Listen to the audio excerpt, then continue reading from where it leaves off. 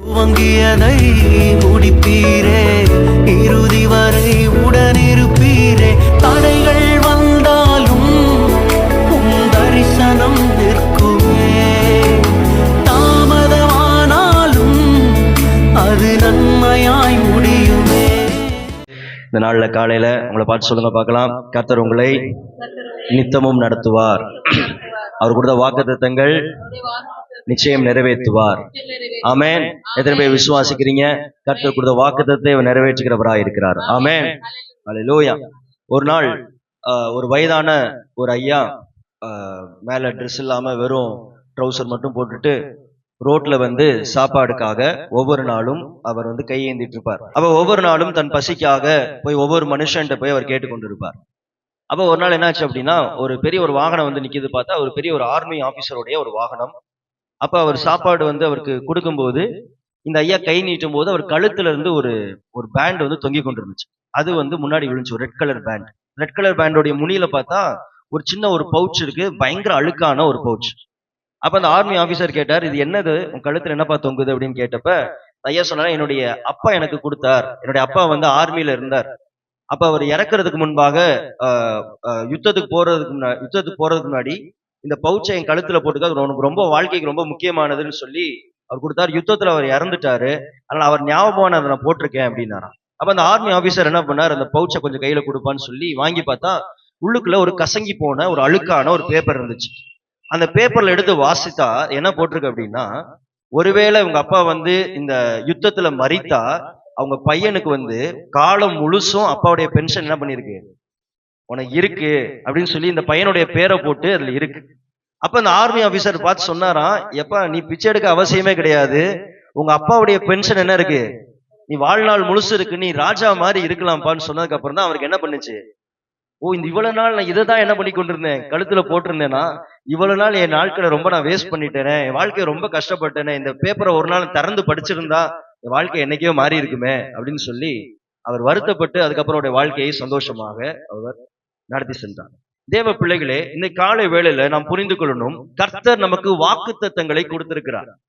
அநேக வாக்குத்தத்தங்களை கொடுத்திருக்கிறார்.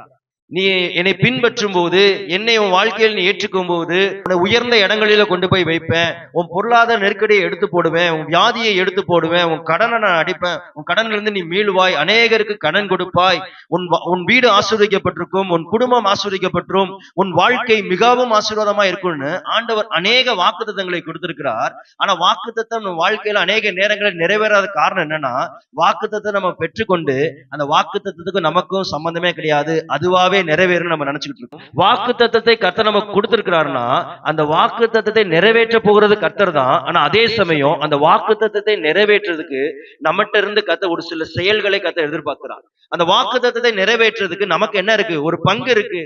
கர்த்தர் வாக்குத்தத்தம் கொடுத்ததுனால அது அப்படியே நடந்து போவது கிடையாது. நாம் நம்முடைய பங்கை செய்யும் போது நம்முடைய வாக்குத்தத்தங்கள் அது என்ன பண்ணும், அது நிறைவேறுகிறதா இருக்கிறது. நான் சொல்ல உங்களுக்கு புரியுதா? எத்தனை பேர் சொல்றது புரியுது? அப்ப நம்முடைய பங்குகளை, நம்முடைய செயல்களை, நம்முடைய கடமைகளை நாம் செய்யும் போது கர்த்தர் அவர் கொடுத்த வாக்குத்தத்தை நிறைவேற்றுகிறவராக இருக்கிறார். அல்லேலூயா. நீங்க பார்க்க இருக்க செய்தியின் தலைப்பு, கர்த்தரின் வாக்குத்தத்தங்கள் நிறைவேறுவதில் நமது பங்கு. அவர் roles in the fulfilment of the God's promises. கர்த்தர் கொடுத்த வாக்குத்தத்தம் நிறைவேற்றுவதில் நம்முடைய பங்கு இருக்கிறது என்று வேதம் சொல்கிறது. அல்லேலூயா.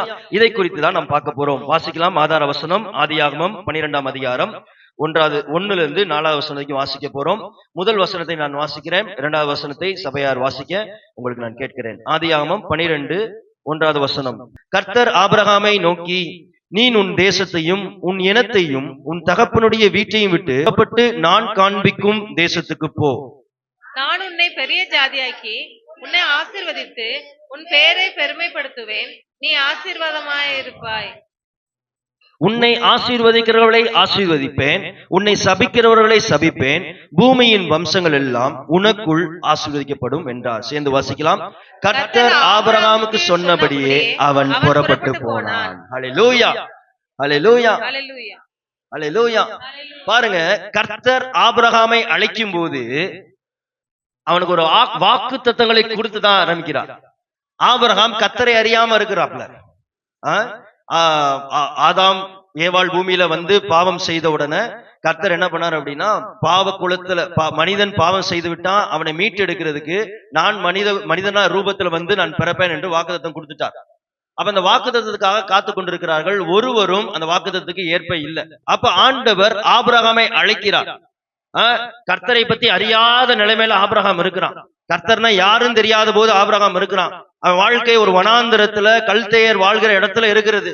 அப்ப ஆண்டவர் ஆபிரகாமா பார்த்து சொல்லுகிறார், நீ இந்த இடத்துல இருக்கிறதுக்காக நான் அழைக்கப்படல, உனக்கென்று நான் பெரிய திட்டத்தை வைத்திருக்கிறேன். நான் காட்டுகிற இடத்துக்கு நீ போவாயானால், நான் சொல்கிற காரியத்தை நீ செய்வாயானால், உனக்கு இவ்வளவு வாக்கு தத்தங்களை உனக்கு வைத்திருக்கிறேன். நீ உன் பேர் இதோடு முடிய போறது கிடையாது. சந்ததி சந்ததியாக உலகெங்கிலும் உன் பேர் அறியப்படும். உனக்குள்ளாக இந்த பூமி ஆஸ்வதிக்கப்பட்டிருக்கும். உன்னை நான் ஆசீர்வதிப்பேன் அப்படின்னு சொல்லி அநேக வாக்கு தத்தங்களை என்ன பண்ணார்? ஆபிரகாம் கர்த்தர் கொடுத்தார். ஆபிரகாம் வசனம் சொல்லுது, உடனே கீழ்ப்படிந்து அந்த வாக்குத்தத்தை விசுவாசித்தான். விசுவாசிக்கிற மாத்திரம் கிடையாது, கர்த்தர் சொன்ன எல்லா இடத்துக்கும் ஆபிரகாம் போனான். அல்லேலூயா. அப்ப வாக்குத்தத்தை பெற்றுக்கொண்ட ஆபிரகாம் சும்மா இல்லாம இந்த வாக்குத்தத்துக்கு உரியவனாய் தன்னுடைய வாழ்க்கையை என்ன பண்ணிக்கொண்டான்? மாத்திக்கொண்டான். கர்த்தர் சொன்ன வாக்குத்தத்தை வாழ்க்கையில நிறைவேற்றினான். தேவ பிள்ளைகளே, இந்த காலை வேளையில உங்களுக்கு அன்போடு சொல்கிற காரியம் என்னவென்றால், கர்த்தர் உனக்கு அநேக வாக்குத்தத்தங்களை கொடுத்திருக்கிறார். அதனாலதான் சபைக்குள்ள வந்து உட்கார்ந்து இருக்கிறோம். இயேசுவை நம்ம பின்பற்றுறதுக்கு வாக்குத்தத்தங்கள் ஒரு முக்கியமான காரணம்.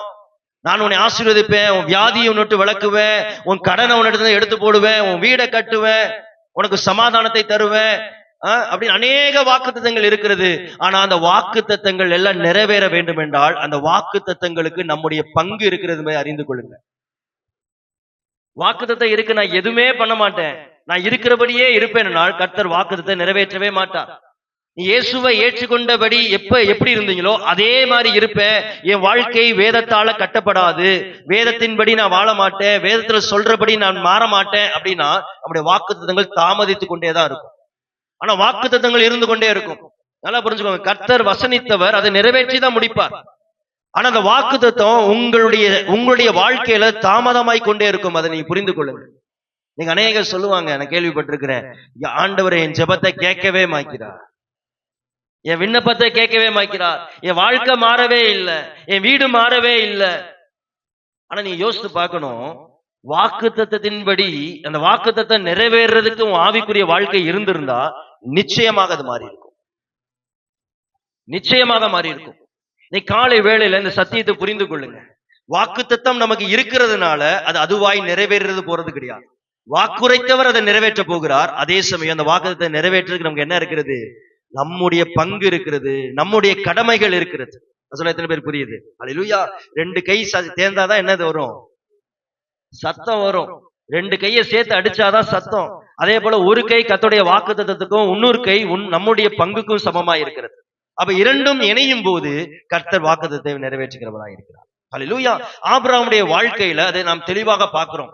நான் ஜெபித்துக் கொண்டிருந்த போது வாக்குத்தத்தங்களை குறித்து எடுக்கலான்னு ஜெபித்துக் கொண்டிருந்த போது யாரை பார்த்து எடுக்கலான்னு பார்த்தா வாக்குத்தத்தனாலே ஞாபகம் வர்றது யாரு? ஆபிரகாம் தான். ஒரு பவர்ஃபுல்லான மனிதன் ஆபிரகாமுடைய வாழ்க்கை. இன்னைக்கு ஆபிரகாமுடைய வாழ்க்கையை தானே ஆராய போகிறோம், வாக்குத்தத்தங்களை நிறைவேற்றுகிறது. அப்ப இன்னைக்கு நாம் கற்றுக்கொள்கிற காரியம், கர்த்தரின் வாக்குத்தத்தம் நிறைவேற நாம் பொறுப்பை உணர்ந்து நிறைவேற்ற வேண்டும். அல்லேலூயா. அல்லேலூயா. கர்த்தரின் வாக்குத்தத்தம் உங்க வாழ்க்கையில நிறைவேறணும்னா நீங்க உங்களுடைய பொறுப்பை உணர்ந்து அதை நீங்க நிறைவேற்றணும். உங்களுக்கு அதுக்குள்ள என்ன ஆண்டவர் பொறுப்பை வைத்திருக்கார் என்பதை நீங்க உணர்ந்ததை நிறைவேற்றினாதான் கர்த்தர் அந்த வாக்குத்தத்தத்தை நிறைவேற்றுவார். அல்லேலூயா. அடுத்த கேள்வி, என்ன பொறுப்பை கர்த்தர் வைத்திருக்கார்? வாக்குரைக்கிறவர் அவர், அப்ப எனக்கு என்ன பொறுப்பு இருக்கிறது? பின்வருகிற 5 செயல்களை நாம் செய்யும் போது கர்த்தரின் வாக்குத்தத்தம் நிறைவேற நாம் பொறுப்பை உணர்ந்து நிறைவேற்ற முடியும். இந்த 5 செயல்கள் உங்கள் வாழ்க்கையில் காணப்படுமானால், இந்த வாக்குத்தத்தை பெற்ற நாம் இந்த 5 செயல்களை நிச்சயம் செய்யணும். இந்த 5 செயல்களை நாம் செய்வோமானால் கர்த்தரின் வாக்குத்தத்தத்தை என்ன பண்ண முடியும்? நம்மளால நிறைவேற்ற, நம்முடைய பங்கை நம்மால் நிறைவேற்ற முடியும். ஹல்லேலூயா. முதல் செயல் என்ன அப்படின்னா, நல்லா கவனிங்க. நீங்க பாரம்பரிய வாழ்க்கையிலிருந்து வெளியே வர வேண்டும். ஃபர்ஸ்ட் செயல் என்ன தெரியுமா? பாரம்பரிய வாழ்க்கையிலிருந்து வெளியே வர வேண்டும். நீ வாக்குத்தத்தம் கொஞ்சம் அநேக செய்திகளை கேட்டிருக்கலாம், காத்திருக்கணும், ஜெபிக்கணும், விசுவாசிக்கணும். ஆனா இன்னைக்கு நம்ம ஒரு வித்தியாசமான ஒரு கோணத்துல சத்தியத்தை அறிந்து கொள்ள போகிறோம். சரிங்களா? அப்ப வாக்குத்தத்தம் நிறைவேற நீங்க பண்ண வேண்டிய முதல் செயல் என்ன அப்படின்னா, பாரம்பரிய வாழ்க்கையிலிருந்து வெளியே வர வேண்டும். பாரம்பரிய வாழ்க்கைன்னா என்ன நான் உங்களுக்கு சொல்கிறேன். வாசிப்போம். ஆதியாகமம் 12ஆம் அதிகாரம் 1 வசனம். கர்த்தர் ஆபிரகாமை நோக்கி, நீ உன் தேசத்தையும் உன் இனத்தையும் உன் தகப்பனுடைய வீட்டையும் பாருங்க, விட்டு கர்த்தர் ஆபிரகாமை நோக்கி, நீ உன் தேசத்தையும் உன் இனத்தையும் தகப்பனுடைய வீடையும் விட்டு புறப்பட்டு நான் காண்பிக்கும் தேசத்துக்கு போ. பாருங்க, கர்த்தர் ஆபிரகாமுக்கு ஃபர்ஸ்ட் வெளிப்படும் போது அவர் சொல்றது ஃபர்ஸ்ட் என்ன அப்படின்னா, உன் வாழ்க்கை முறைய விடு, உன் தேசத்தை விடு, உன் வீடை விடு, உன் இனத்தை விடு. ஏன் ஆண்டவர் வீட்டை விட சொல்றார், தேசத்தை விட சொல்றார்? வீட்டை அப்படியே வைஃப் எல்லாம் அப்படி விட்டுட்டு ஓட சொல்றாரா? கட்டின வீட்டை விட்டுட்டு ரோட்ல போய் கஷ்டப்படுன்னு சொல்றாரா? இல்ல இல்ல. ஆண்டவர் சொல்ற அர்த்தம் என்ன அப்படின்னா, இங்க ஏன் ஆண்டவர் ஆபிரகாமுடைய வீட்டையும் அவனுடைய தேசத்தையும் அவனுடைய இனத்தையும் அவனுடைய வீட்டையும் விட்டுட்டு போக சொல்றாரு அப்படின்னா, யோசுவா 24:2 பாத்தீங்கன்னா யோசுவா சொல்றார், தேராகு ஆபிரகாமுடைய அப்பா என்ன பண்ணார் அப்படின்னா, கல்தேர் வாழ்கிற அந்த ஊர்ல சிலைகளை செய்து வழிபட்டு கொண்டு வந்திருந்தாராம். எதை பண்ணி கொண்டிருந்தார்? நோவாவுடைய சந்ததி தான், கர்த்தருடைய சந்ததி தான். ஆனா யாரோ ஒருத்தவங்க தப்பு பண்ணிட்டாங்க, கர்த்தரை பத்தி சொல்லாம. கர்த்தரை பத்தி சொல்லாதனால இவங்களை கர்த்தரை அறியாத ஒரு வழியில போய்விட்டார்கள். கர்த்தர வளங்களை இவன் அந்நிய தேவர்களை வணங்கி கொண்டிருக்கிறான். இன்னும் இதை சொல்ல போனா, மனுஷனால் அவர்களாய் உண்டு பண்ண, அவர்களால் கைகளால் உண்டாக்கின தேவர்களை என்ன பண்ணி கொண்டிருந்தான்? வணங்கி கொண்டிருந்தான். அப்ப கர்த்தர் ஆபிரகாமுக்கு தரிசனமாகி சொல்லுகிறார், என்ன, நானே கர்த்தர் என்பதை சொல்லுகிறார். அப்ப ஆபிரகாம் அறிந்து கொள்கிறார், ஆகா, இவர்தான் மெய்யான தெய்வம் என்பதை என்ன பண்ணுகிறாரு? ஆபிரகாம் அறிந்து கொள்கிறார். ஆனா ஆபிரகாமுக்கு வீடோட நல்லா செட்டில் ஆயிட்டாரு, அந்த இனத்தோடு செட்டில் ஆயிட்டாரு, அங்க இருக்கிற நல்ல பழக்கத்தோடு செட்டில் ஆயிட்டாரு. இப்ப ஆண்டவர் சொல்லுகிறார், என்ன சொல்கிறார் அப்படின்னா, 12:1 என்ன சொல்கிறார் அப்படின்னா, உன் தேசத்தையும் உன் இனத்தையும் உன் வீட்டையும் விட்டு புறப்பட்டு போ. என்ன சொல்ல வருகிறார் கர்த்தர்? என்ன சொல்ல வருகிறார்? இந்த வாழ்க்கை முறைய விட்டேனா நான் காட்டுகிற ஆசீர்வாதத்தை உன்னால் பெற முடியும். நான் உனக்கென்று ஒரு ஆசீர்வதிக்கப்பட்ட ஒரு வாழ்க்கையை வைத்திருக்கிறேன். நான் உனக்கென்று ஒரு கானான் தேசத்தை உண்டு பண்ணி கொண்டிருக்கிறேன். பாலும் தேனும் ஓடுகிற தேசத்தை உண்டு பண்ணி கொண்டிருக்கிறேன். நீ அதை பெற்றுக்கொள்ளணும்னா எதை விடணும்? எதை விடணும்? ஃபர்ஸ்ட் உன் பாரம்பரியத்தை விடணும். நான் எத்தனை வருஷம் இதுல இருக்கேன் தெரியுமா? எவ்வளவு வருஷம் நாங்க இதே காரியத்தை செய்து கொண்டிருக்கோம் தெரியுமா? இதை நாங்க விட மாட்டோம். நீ கர்த்தரை ஏற்றுக்கொண்டிருக்கலாம், ஆனா பழைய பாவ வாழ்க்கை முன்னாடி வைத்துக் கொண்டிருக்கிறோம். பழைய அசுத்தம், ஆண்டவரை ரட்சிக்கப்பட்டோம், பழைய அசுத்தம் கூட நின்று கொண்டு இருக்கும். நீ கர்த்தர் சொல்கிறார், வாக்குத்தத்தம் நிறைவேறணும்னா ஃபர்ஸ்ட் ஸ்டெப் பாரம்பரியத்தை தூக்கி எறியணும், பழைய வாழ்க்கையை தூக்கி எறியணும். ஹல்லேலூயா. ஆண்டவர் ஆபிரகாமுக்கு அழகா சொல்றாரு பாருங்களேன், ஏன் தேசம், ஏன் இனம், ஏன் வீடு, நீ அங்கேயே இருந்தேனா உன்னை என்ன பண்ண விட மாட்டான். என் சத்தத்தை கேட்டு பரிசுத்தமாய் வாழ்றதுக்கு இந்த இடம் உன்னை விடாது. ஆண்டவர் இந்த இடத்துல என்ன சொல்றாருன்னா, செப்பரேஷன், இங்க இருந்து பிரிந்து வான்னு சொல்லுகிறார். நீ பிரிந்து வந்தாதான் எதுக்கு நேராய் போக முடியும்? கானானுக்கு நேராய் போக முடியும். தேவ பிள்ளைகள் நல்லா புரிந்து கொள்ளுங்க, உலகத்திலிருந்து உங்களை பிரிக்காம ஆண்டவருடைய ஆசீர்வாதத்தை பெற முடியாது. இன்னைக்கு வாக்குத்தத்தங்கள் தாமதமாகிறதுக்கு முக்கியமான காரணம் உலகம் உன்னோடு இணைக்கப்பட்டிருக்கிறதுனால, உலகத்தோடு நாம் இணைந்து இருக்கிறதுனால. நல்லா கவனிங்க, மீன் தண்ணிக்குள்ளதான் இருக்கு, ஆனா அந்த மீனை சாப்பிடணும், உப்பா இருக்கா? ஆனா கடல் உப்பு. அந்த கடல் உப்பு எதுக்குள்ள போகல? மீனுக்குள்ள போகல. அதே போலதான் நீங்களும் நானும் இந்த ஆவிக்குரிய ஓட்டத்துல இருக்கிறோம், பூமிக்குள்ள இருக்கிறோம். பாவம் நிறைந்த பூமியில தான், எங்க திரும்பினாலும் பாவம் தான். ஆனா அந்த பாவம் நமக்குள்ள போக கூடாது. அது போகாட்டினாதான் நம்ம வாக்குத்தத்தத்தை சுதந்திரிக்க முடியும். பாண்டவர் ஆபிரகாம் பார்த்து சொல்றாரு பாருங்க, உன் இனத்தை விடு, உன் வீட்டை விடு, உன் தேசத்தை விடு. ஏன்னா நீ அதை உன் கூடயே வச்சிருந்தேன்னா எந்த வாழ்க்கைக்குள்ள நீ போக முடியாது? கானானின் வாழ்க்கைக்குள்ள போக முடியாது, பரிசுத்தமுள்ள வாழ்க்கைக்குள்ள போக முடியாது. ஏன்னா இதை என்ன பண்ணிக்கிட்டே இருக்கும்? தடை பண்ணிக்கொண்டே இருக்கும். நான் சொல்ற எத்தனை பேருக்கு புரிகிறது? அல்லேலூயா. இந்த பாரம்பரியத்தை தான் ஆண்டவர் நம்மளை விட சொல்கிறார். இன்னைக்கு நீ சுத்தி இருக்கிற வீடு உங்களை பாவத்துக்குள்ள தள்ளி கொண்டு இருக்குமா? உங்க சுத்தி இருக்கிற நபர்கள் உங்கள் பாவத்துக்குள்ள தள்ளி கொண்டிருப்பார்களா? அவர்களெல்லாம் விட்டுட்டு வெளியே வாங்க, அந்த இடத்தை விட்டு வெளியே வாங்க. அதான் ஃபர்ஸ்ட் செயல். அந்த செயல்பாட்டை பண்ணாத வரைக்கும் வாக்குத்தத்தம் என்ன ஆகாது? நிறைவேற தாமதித்துக் கொண்டேதான் இருக்கும். கர்த்தருடைய வாக்குத்தத்தம் ஆம் என்றும் கிறிஸ்துக்குள்ள இருக்கிறது. அதே சமயம் வசனம் தெளிவாய் சொல்கிறது, கர்த்தர் ஆபிரகாமுக்கு வாக்குத்தத்தம் சொல்கிறார். ஆனா ஆபிரகாம், இல்ல ஆண்டவரே, இந்த வாக்குத்தத்தம் நல்லா இருக்குது, நான் இங்கேயே இருக்கிறேன், வீட்டை கட்டிட்டேன், பிள்ளைகளை வச்சுட்டேன், இந்த இடத்துல நான் பல வருஷமா வாழ்ந்துட்டு இருக்கிறேன், எங்க அப்பா அம்மா மூதவரை எல்லாம் வாழ்ந்துட்டு இருக்காங்க, இதெல்லாம் விட்டு என்னால வர முடியாது ஆண்டவரேன்னா இன்னைக்கு ஆபிரகாமை பத்தி நம்ம பேசி கொண்டிருப்போமா? அதே போலதான் தேவ பிள்ளைகளே, நீங்க பாரம்பரியத்தை விடல, பழைய வாழ்க்கையிலிருந்து வெளியே வரல அப்படின்னா வாக்கு தத்தங்களை உங்களால பார்க்க முடியாது. வாக்கு தத்தங்கள் உங்களுக்கு சமீபமா இருக்காது, தூரமா தான் இருக்கும். நான் சொல்ல எத்தனை பேர் புரிகிறது? அப்ப முதல் செயல் என்ன அப்படின்னா, வாக்கு தத்தம் உங்க வாழ்க்கையில தாமதிக்காம நிறைவேறும்னா கர்த்தர் நம்மகிட்ட இருந்து எதிர்பார்க்கிறது பழைய வாழ்க்கையில இருந்து வெளியே வரணும். செப்பரேஷன் சொல்லுங்க பார்க்கலாம். செப்பரேஷன், இங்க விலகி அங்க சேரணும். எத்தனை பேர் புரிகிறது?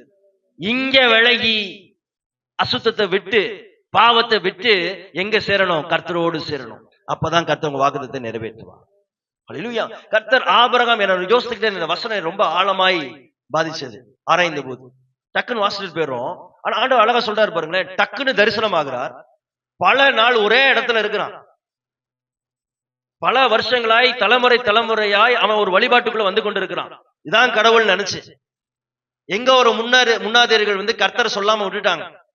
ஆனா கர்த்தர் தரிசனம் ஆகும் போது அவனுக்குள்ள இருந்த இருதயம் பாத்தீங்களா? அதனாலதான் நம்ம ஆபிரகாமை இன்னும் பேசி கொண்டிருக்கிறோம். அதனாலதான் ஆபிரகாம் நமக்கு தகப்பனா இருக்கிறார், விசுவாசத்தின் தகப்பன் என்று சொல்லுகிறோம். யோசித்து பாருங்க, இதெல்லாம் நம்ம பண்ணிடுவோமா? ஆண்டவர் தரிசனம் ஆகிறார், ஐயோ உன் வீட்டை விட்டுருப்பா, இந்த வேலையெல்லாம் விட்டுடு, நான் காட்டுற இடத்துக்கு போ, இந்த குடும்பத்தை விட்டுரு, காட்டுற இடத்துக்கு போ. நான் வசனம் சொல்லுது, ஆபிரகாம் அடுத்த வசனத்திலே கேள்வியை கேட்கல, தான் வீட்டு பிள்ளைகள் எருது மாடுகள்லாம் கூட்டிக் கொண்டு கர்த்தர் காட்டுகிற தேசத்துக்கு போனான். அதனாலதான் ஆபிரகாம் மேல வாக்குத்தத்தம் நிறைவேறினது. தேவ பிள்ளைகளே, இன்னைக்கு உங்களுடைய வாக்குத்தத்தம் வாழ்க்கை ஆசீர்வதிக்கப்பட்ட வாழ்க்கையா இருக்கணுமா? வாக்குத்தத்தம் நிறைந்தது நம்முடைய வாழ்க்கை. அதே சமயம் அந்த வாக்குத்தத்தம் நிறைவேறதுக்கு நாம் செய்ய வேண்டிய முதல் காரியம், பாரம்பரியத்தை விட்டு வெளியே வர வேண்டும், பாவ வாழ்க்கையை விட்டு வெளியே வர வேண்டும், அசுத்த உறவுகள்ல இருந்து வெளியே வர வேண்டும், அசுத்த இடங்கள்ல இருந்து நீ வெளியே வர வேண்டும். வெளியே வந்தா எதை சுதந்திரிக்க முடியும்? வாக்குத்தத்தை சுதந்திரிக்க முடியும். நாம் செய்ய வேண்டிய இரண்டாவது செயல் என்ன அப்படின்னா, வாக்குத்தம் நிறைவேற கர்த்தர் நியமித்த இடத்திற்கு போக வேண்டும். ஹல்லேலூயா. வாசிக்கலாம் 12ஆம் அதிகாரம், அதே 1வது வசனம் 2வது பகுதி வாசிங்க. நான் உனக்கு காண்பிக்கும் தேசத்துக்கு போ.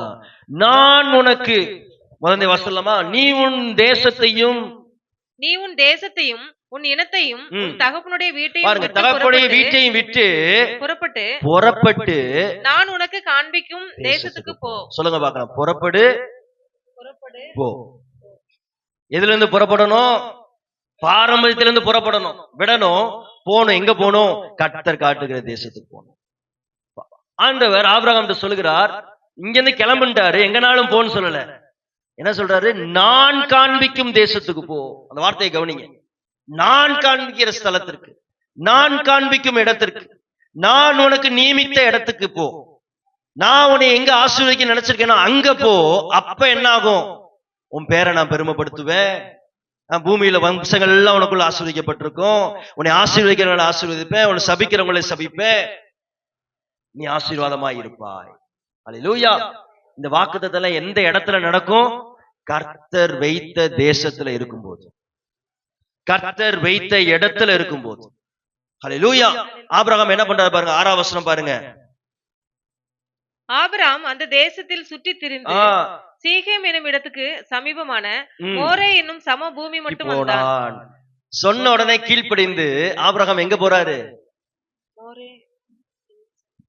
மோரே என்ற சமபூமிக்கு போறார். கர்த்தர் காட்டுற இடத்துக்கு போறார். அவர் நினைச்ச இடத்துக்கு போல, கர்த்தர் காட்டுற இடத்துக்கு போறார். அடுத்து பாருங்க 8வது வசனம் பாருங்க. பின்பு அவன் அவிடம் விட்டு பெயர்ந்து பெத்தேலுக்கும் கிழக்கேயும் மலைக்கு போய், பெத்தேல் தனக்கு மேற்காகவும் பெத்தேல் மேற்கும் ஆயி கிழக்காகவும் ரெண்டையும் நடுவுல வச்சு போறாங்க. இதெல்லாம் ஒரு இடம். மோரே, அடுத்து எங்க போறாரு?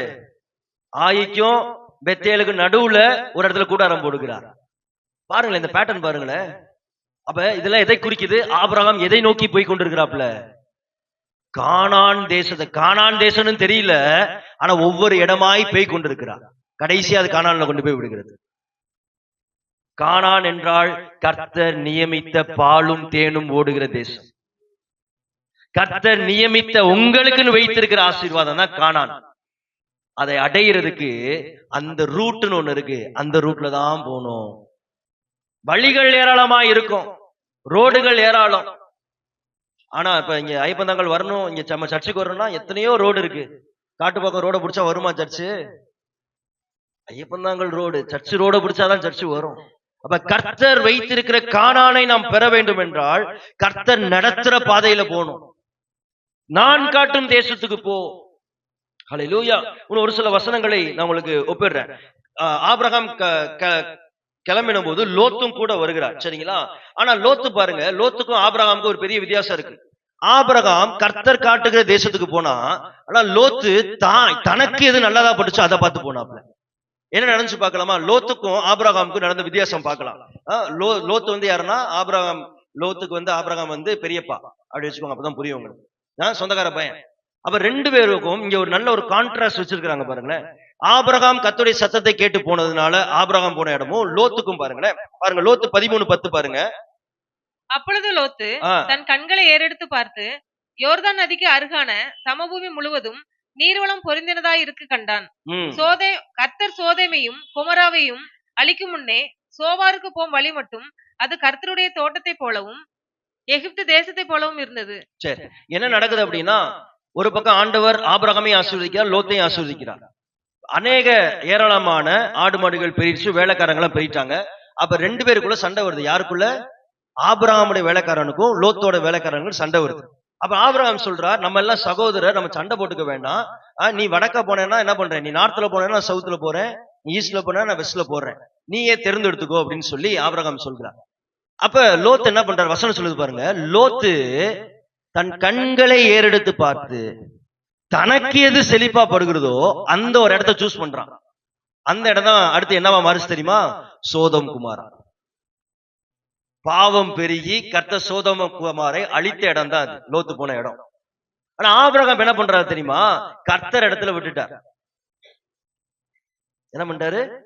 கர்த்தர் கையில விட்டார். இங்கிட்டு போனேன்னா அங்கிட்டு போறேன். ஆனா லோத்து வசனம் சொல்லுது, தான் கண்ணை ஏறெடுத்து பார்க்கிறான். எது எனக்கு நல்லா இருக்கு, எந்த இடம் எனக்கு பிடிச்சது அப்படின்னு ஏறெடுத்து போறான். இந்த ஒரு இன்சிடென்ட் நடக்குது, சரிங்களா? அடுத்து ஆதியாகமம் 19:19. உமது கண்களில் உமது அடியனுக்கு கிருபை கிடைத்ததே, என் பிராணனை காக்க தேவரீர் எனக்கு செய்த கிருபையை பெரிதாக விளங்க பண்ணினீர். மலைக்கு ஓடி போக என்னால் முடியாது, தீங்கு என்னை தொடரும், நான் மரித்து போவேன்.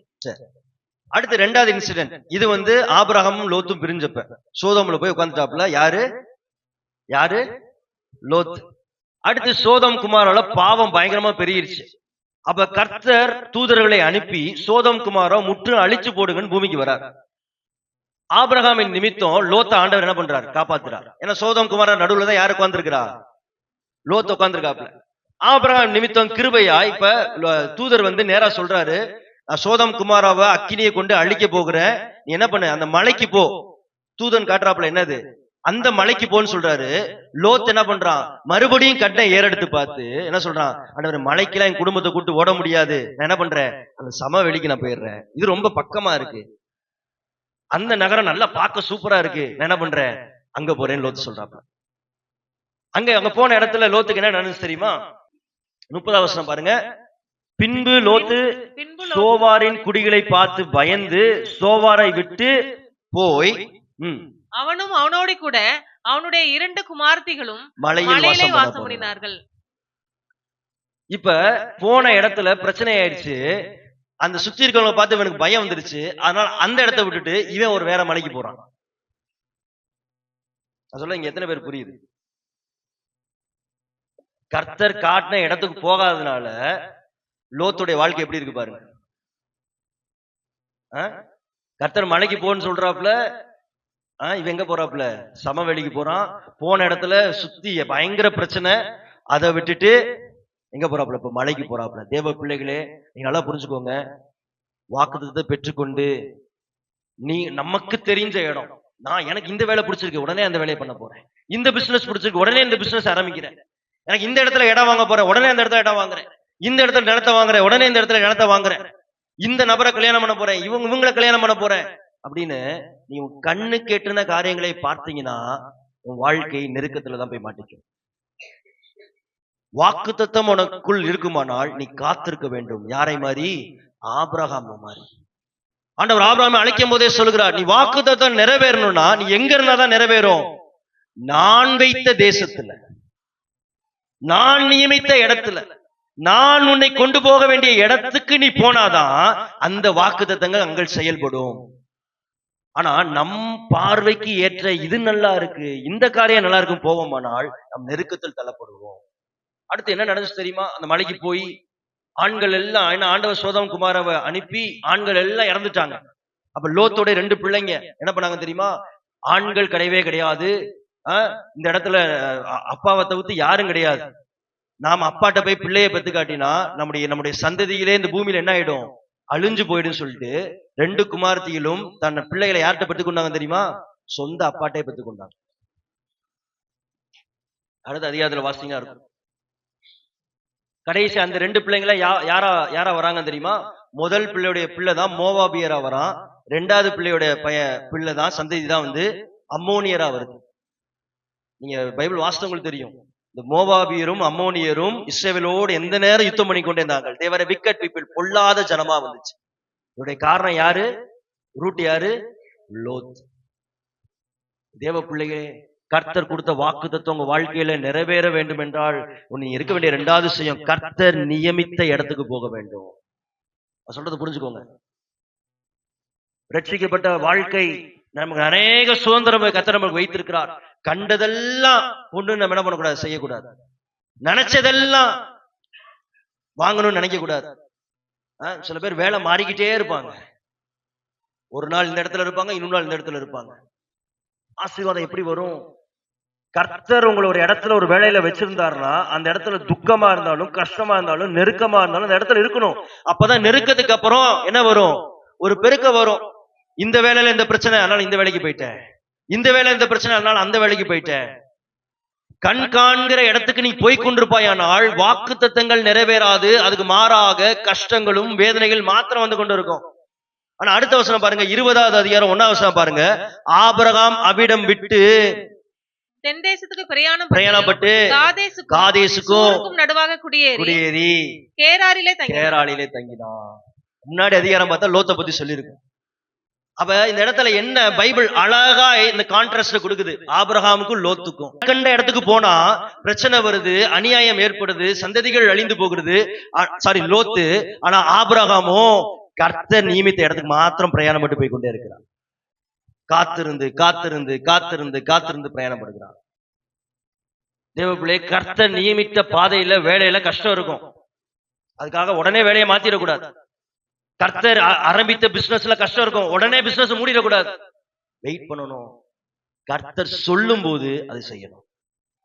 எல்லாமே உன் திருமண காரியமா இருந்தாலும் சரி, நீ யார திருமணம் பண்ண போறதாலும் சரி, நீ கண்ட நபரை திருமணம் செய்வாயானால் உன் வாழ்க்கை கஷ்டத்துல போயிடும். ஆனா கர்த்தர் நியமித்த நபருக்கு உன் வாழ்க்கையை ஒப்பு கொடுத்து இப்பொழுதே ஜெபித்து, ஆண்டவரே நீர் யார திருமணம் பண்ண சொல்ல போறீங்க, அவங்களுக்காக நான் காத்திருக்கேன் அப்படின்னா உன் வாழ்க்கை ஆசீர்வாதமா இருக்கும். குடும்பம் கட்டப்படும். ஒரு இடத்த வாங்குறீங்கன்னா கர்த்தர்கிட்ட கேளுங்க, இந்த இடத்துல போய் வாங்கட்டா. ஒரு வீட்டை கட்ட ஆரம்பிக்கிறீங்கன்னா கேளுங்க, ஆண்டவரே இது வீடு கட்டுற சரியான நேரமா? நீங்க ஏன் அநேக வீடுகள் ஆரம்பிச்சு அப்படி நிக்கப்படுகிறது? ஏன்னா கர்த்தருடைய சித்தத்தின்படி பண்ணியிருந்தா ஒரு காரியம் முடிஞ்சிடும். நீங்க ஊழியத்துல நான் எடுக்கிற ஒவ்வொரு ஸ்டெப்பும் அரசல் புரசல் எடுக்கிறது கிடையாது. வெயிட் பண்ணி வெயிட் பண்ணி வெயிட் பண்ணி வெயிட் பண்ணி காத்து காத்து காத்து தான் போறோம். ஏன்னா கர்த்தர் தான் நம்மளை கூட்டு போகணும் கானானுக்கு. நம்ம என்ன பண்ணிடக்கூடாது? முந்தி கொண்டு இது நல்லா இருக்கு அது நல்லா இருக்குன்னு போயிடக்கூடாது. சொல்ல எத்தனை பேர் புரிகிறது? வாக்குத்தத்தம் நிறைவேற வேண்டும் என்றால் கர்த்தர் நியமித்த பாதையில போங்க. உங்கள் கண்கண்ட பார்வையில போகாதீங்க, வாக்குத்தத்தங்கள் நிறைவேறாது. உங்களுக்கு நல்லதா படுகிற இடத்த பார்த்து போறாதீங்க, வாக்குத்தத்தம் நிறைவேறாது. காலை சேர்றதா இருந்தாலும் சரி, ஒரு வீடு மாறுறதா இருந்தாலும் சரி, ஒரு வாடகை வீடு மாறினா கூட என்ன பண்ணுங்க? வெயிட் பண்ணி மாறுங்க. ஒரு வீடை பாக்குறீங்களா, ஆண்டவரே இந்த வீட்டுக்கு போகட்டான்னு கேளுங்க. ஒரு வாகனம் எடுக்கிறதா இருந்தாலும் சரி, இதெல்லாம் நான் பண்றது. ஒரு பைக்கா இருந்தாலும், காரா இருந்தாலும், ஒரு வீடா இருந்தாலும், எதா இருந்தாலும் கர்த்தர் நியமித்த பொருட்களையும் கர்த்தர் நியமித்த இடத்துக்கு போங்க. வாழ்க்கை ஆசீர்வாதமா வாக்குத்தத்தத்துக்கு நேரான வழி. ஹல்லேலூயா ஹல்லேலூயா. ஆபிரகாம் கானானுக்கு நேரான வழியில தான் பிரயாணம் பட்டு போனார். ஆனா ஆபிரகாம் பிரயாணம் பட்டு போகும்போது நல்ல செழிப்புள்ள இடமா இருந்துச்சா? எப்படிப்பட்ட இடம்? பாலைவனம், கஷ்டம், எதிரிகள் வந்தாங்க, லோத்து நிமித்தம் பிரச்சனை வந்துச்சு, யுத்தங்கள் நடந்தது. ஆனால் எல்லாம் நடந்தும் ஆபிரகாம் எந்த பாதையை விடல? கானானின் பாதையை விட்டு தான் பாதையில போல. சொல்ற எத்தனை பேர் புரிகிறது? அல்லேலூயா, அல்லேலூயா. தேவ பிள்ளையை வாக்குத்தத்தம் நிறைவேற வேண்டும் என்றால் கர்த்தர் நியமித்த பாதையில போக வேண்டும். கர்த்தர் நியமித்த இடத்துல நீங்க என்ன பண்ணும்? இருக்க வேண்டும். நீங்க உங்களை பார்த்து கேட்கிற, எது உங்களுடைய கானான்? நீங்க சென்னைக்கு வர்றதுக்கு நம்ம நிறைய வேலைக்காக நம்ம வந்திருப்போம். ஆனா ரொம்ப கிளியரா இருக்கணும். கர்த்தர் உன்னை கொண்டு வந்தாருன்னா, கர்த்தர் நீங்க வந்து போன்னு சொன்னாதான் போகணும். ஃபர்ஸ்ட் நோ ய கேனான். எது கர்த்தர் உனக்கு வைத்த தேசம் என்பதை நீ அறிந்து கொள். அல்லேலூயா, அல்லேலூயா. எனக்கு சின்ன வயசுல ஊழியத்துக்கு ஒப்பு கொடுத்தப்ப, என் சின்ன வயசுல வளர்ந்து வரும்போது நான் ஊழியக்காரன் ஆகிறேன்னு ரொம்ப ஆசை. ஆனா உங்களை மாதிரி நல்ல வாலிப பையன் வந்ததுக்கு அப்புறம் எனக்கு ஊழியத்துக்கு போக சுத்தமா விருப்பம் கிடையாது. அப்ப நான் என்ன பண்ணேன், எனக்கு வந்து ஐபிஎஸ் ஆபீசரா ஆகணும். அப்ப நான் என்ன பண்ணேன், அதுக்கு திட்டமிட்டு பயங்கரமா படிச்சேன். சென்னையில தான் வந்து இந்த 2015 சென்னையில வந்தேன். ரொம்ப போக்கஸ்டா பயங்கரமா படிச்சேன். ஆனா என் வாழ்க்கை ஃபுல்லா அந்த நாட்களில ஃபுல்லா ஃபெயிலியர்ஸ் தான். ஒரு சமாதானம் கிடையாது, ஒரு நிம்மதி கிடையாது, தோத்துக்கிட்டே இருக்கேன் லைஃப்ல. அப்புறம் கடைசியாக ஆண்டோடைய அழைப்பு என் கூட வந்துகிட்டே இருக்கு. இவன் அழைப்புக்கு என் சத்தத்துக்கு ஒப்பு கொடு, சத்தத்துக்கு ஒப்பு. கடைசியாக ஆண்டோடைய சத்தத்துக்கு ஒப்பு கொடுத்து நான் பைபிள் காலேஜ் போனேன். அப்ப அந்த டைம்ல தான் நான் கத்துக்கொண்டேன், கர்த்தருடைய சித்தத்துல இருக்கதும், கர்த்தருடைய சித்தத்துக்கு மாறாய் நம்முடைய சித்தத்துல காரியத்தை பண்றதும் வாழ்க்கையில எவ்வளவு பிரச்சனையை கொண்டு வரும், எவ்வளவு டிப்ரெஷனை கொண்டு வரும், எவ்வளவு தனிமையை கொண்டு வரும். பணம் இழப்பு ஒரு பக்கம் வயசு போகுது, ஒரு பக்கம் ஸ்ட்ரெஸ், ஒரு பக்கம் தோல்வி. அப்ப இதெல்லாம் என் மைண்ட் அப்பதான் கத்துக்கொண்டேன். பைபிள் காலேஜ் போறதுக்கு முன்னாடி, இனி எந்த டிசிஷன் எடுத்தாலும் ஆண்டவர் சொல்லாம என்ன பண்ணக்கூடாது, கர்த்தருடைய சித்தத்துக்கு மாறா எடுக்க கூடாது. என் மனசுல ஆழமாய் பதிஞ்சிருச்சு. பைபிள் காலேஜ் முடிக்கிற நேரத்துல எனக்கு படிக்கணும்னு நிறைய ஆசை. அதனால ஹையர் ஸ்டடிஸ் படிக்கலாமான்னு நினைச்சேன். ஆண்டவர் சொன்னா இதுக்கு நேரம் கிடையாது. எனக்கு அப்பாலஜெட்டிக் படிக்கணும்னு ஆசை. வாதங்கள் பண்ணுவாங்க பாத்தீங்களா, உங்க மதத்துல என்ன இருக்கு, உங்க மதத்துல என்ன இருக்குது, அந்த மாதிரி ஆகணும்னு எனக்கு ஆசை. ஆண்டவர் சொன்னார், இல்ல ஓல்ட் டெஸ்டமென்ட் படிக்கணும்னு ஆசை. ஹீப்ரூ இதெல்லாம் படிச்சு அதுல நல்லா டீப்பா படிக்கணும். ஆண்டவர் சொன்னா அதுக்கு நேரம் இல்லைன்னு சொன்னார். அதை நான் உடனே விட்டுட்டேன். அடுத்து பைபிள் காலேஜ் முடிச்சதுக்கு அப்புறம் எங்க போலாம் அப்படின்றப்ப எனக்கு வந்து பீகார் ஆப்ஷன் ஒரு பக்கம் இருந்துச்சு, இன்னொரு பக்கம் பெங்களூர்லயே ஒரு சபை இருந்துச்சு. அப்ப இந்த ஆப்ஷன் வந்தப்ப ஆண்டவர் சொன்னா, இல்ல நீ ஊருக்கு போனார். ஊருக்கு வந்துட்டேன். அதுக்கப்புறம் வந்து பார்த்தா கொரோனா 1 வருஷம் முடியறப்ப எனக்கு ஒரு ஆஃபர் வந்துச்சு. ஒரு டீச்சிங் இன்ஸ்டிடியூஷன்ல வந்து 20,000 சம்பளம், அங்கேயே அவங்க எல்லா டிராவல் எல்லாமே பாத்துக்குவாங்க. அப்ப அங்க ஒரு ஆஃபர் வந்துச்சு. அதுக்கப்புறம் திருவேற்காடு ஆஃபர் வந்துச்சு. அப்புறம் ஆண்டவர்கிட்ட ஜெபித்த போது ஆண்டவர் சொன்னார் திருவேற்காடு. ஆனா திருவேற்காடு ரொம்ப ஒரு கஷ்டமான ஒரு சூழ்நிலை. அங்க போனா நான் வீடு வாடகைக்கு எடுக்கணும். ஆனா இந்த டீச்சிங் இன்ஸ்டிடியூட்ல என்ன இருக்கு, அவங்களே வீடு சாப்பாடு எல்லாமே பண்ணிடுவாங்க. ஆனா இங்க வந்து நான் எல்லாமே தனியா பண்ணணும். நானே வீடு எடுத்துக்கணும், நானே சமைச்சுக்கணும், எல்லாமே நானே பண்ணிக்கணும்.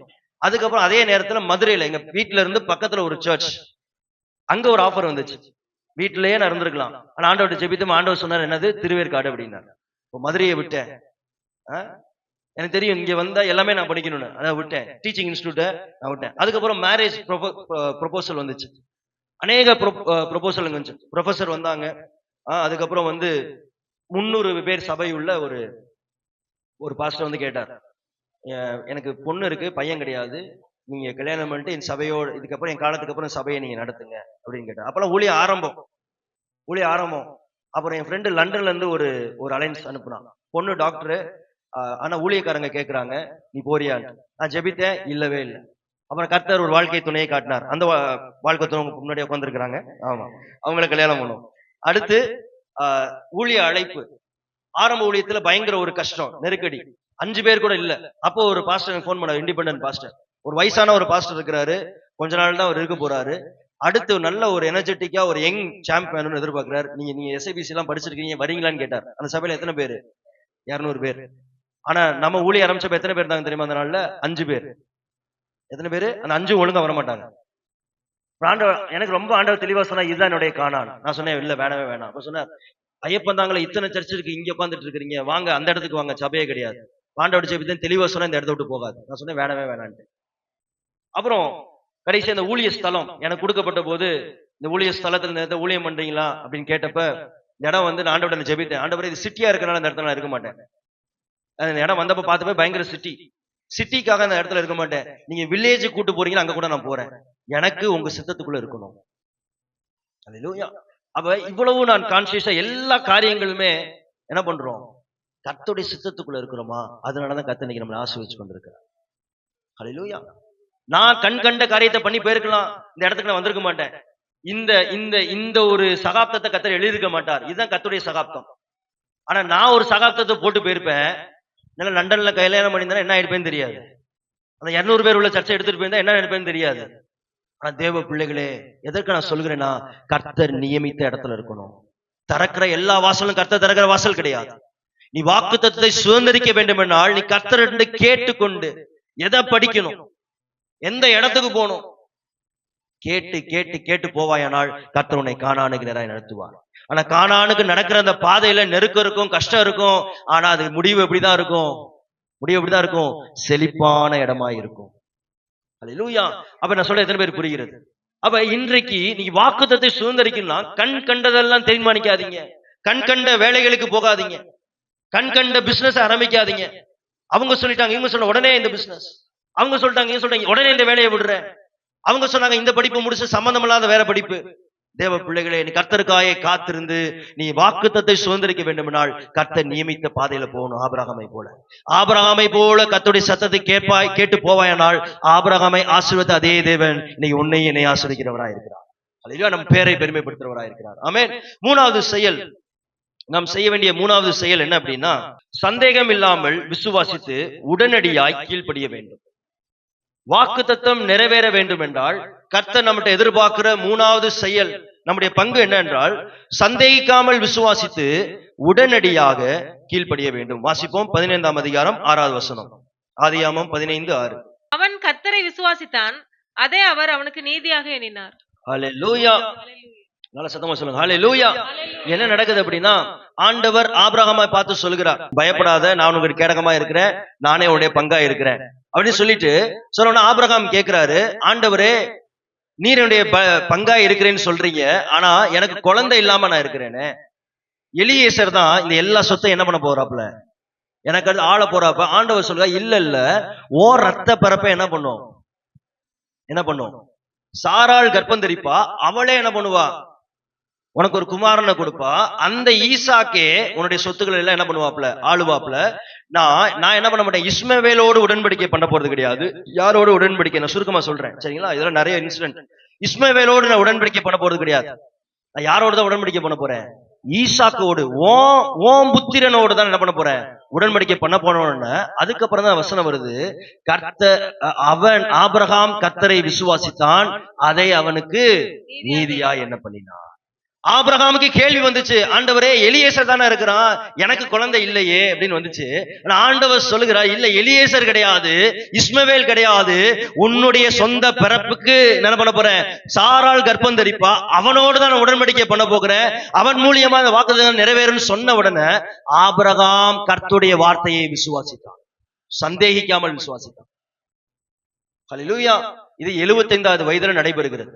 அடுத்து 99வது வயசுல 75ல ஆண்டவர் வாக்குத்தத்தம் கொடுக்குறா, உனக்கு நான் குழந்தையை கொடுப்பேன் வயசானவருக்கு. ஆனா 99 வயசாகி என்ன வரல, குழந்தை வரல. நியாயமா சந்தேகம் வருமா வராதா? ஆபிரகாம் சந்தேகப்பட்டிருப்பாரா, பட்டிருக்க மாட்டாரா? பட்டிருக்க மாட்டார்ல, பட்டா நம்ம அவிசுவாசின்னு சொல்லிடுறோம். ஆனா Abraham சந்தேகப்படுறார். It was a genuine doubt. நல்லா கவனிச்சுக்கோங்க, வார்த்தையை கவனிங்க, genuine doubt. நீ வாக்குத்தத்தங்கள் தாமதமாகும் போது you can have a genuine doubt. ஒரு எப்படி சொல்றது, ஒரு உண்மையான சந்தேகம் இருக்கலாம். ஆண்டவரே 75 வயசுல நீங்க கொடுத்தீங்க, 99 வயசாயிடுச்சு, நீ எனக்கு குழந்தை பிறக்க போறான்னு சொல்லி ஆபிரகாம் என்ன பண்றான், தனக்குள்ளே நகைக்க ஆரம்பிக்கும் போது கர்த்தர் சொல்கிறார், இல்ல நிச்சயம் சாராள் என்ன பண்ணுவா, கர்ப்பம் தரிப்பா அப்படின்னு சொன்ன உடனே ஆபிரகாம் விசுவாசித்தான். அடுத்து ஒரு 2 மாசங்க அப்புறம் தேவ தூதன் ஆபிரகாமுடைய வீட்டுக்கு வரார். வந்து அதே வாக்குத்தத்தம் சொல்லும் போது சாராள் சிரிக்கிறா, ஆபிரகாம் என்ன பண்றான், விசுவாசித்தான். தூதன் கேட்கிறார், ஏன் சிரிச்சேன்னு கேட்டா, நான் சிரிக்கிறேன்னு பொய் சொல்றான். ஆனா ஆபிரகாமோ என்ன பண்ணா, சந்தேகிக்காமல் விசுவாசித்தான். தேவ பிள்ளைகளே, வாக்குத்தத்தம் தாமதமாகும் போது சந்தேகங்கள் வரும். ஆனா நீ ஜெபிக்கும் போது கர்த்தர் உடனே வசனத்தை கொடுத்துட்டாருன்னா நீ சந்தேகத்தை தூக்கி போட்டுட்டு வாக்குத்தத்தத்தின் மேல நீ நம்பிக்கையா இருக்கணும். ஹல்லேலூயா. அது சொல்லிதான் கர்த்தர் சொல்கிறார் பாருங்க, 18ஆம் அதிகாரம் 14ஆம் வசனம் பாருங்களேன்.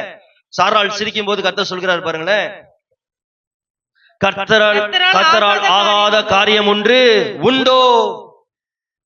Is there anything hard for the Lord? நீ ஜெபிக்கும் போது கர்த்தர் இந்த மாதிரி உனக்கு வாக்குத்தத்தத்தை கொடுத்துட்டாருன்னா நீங்க என்ன பண்ணணும்? சூழ்நிலை பார்க்காம கர்த்தரை நம்ப ஆரம்பிச்சிடணும். சந்தேகிக்காமல் விசுவாசிக்க வேண்டும். ஆண்டவரே இதெல்லாம் நடக்குமா?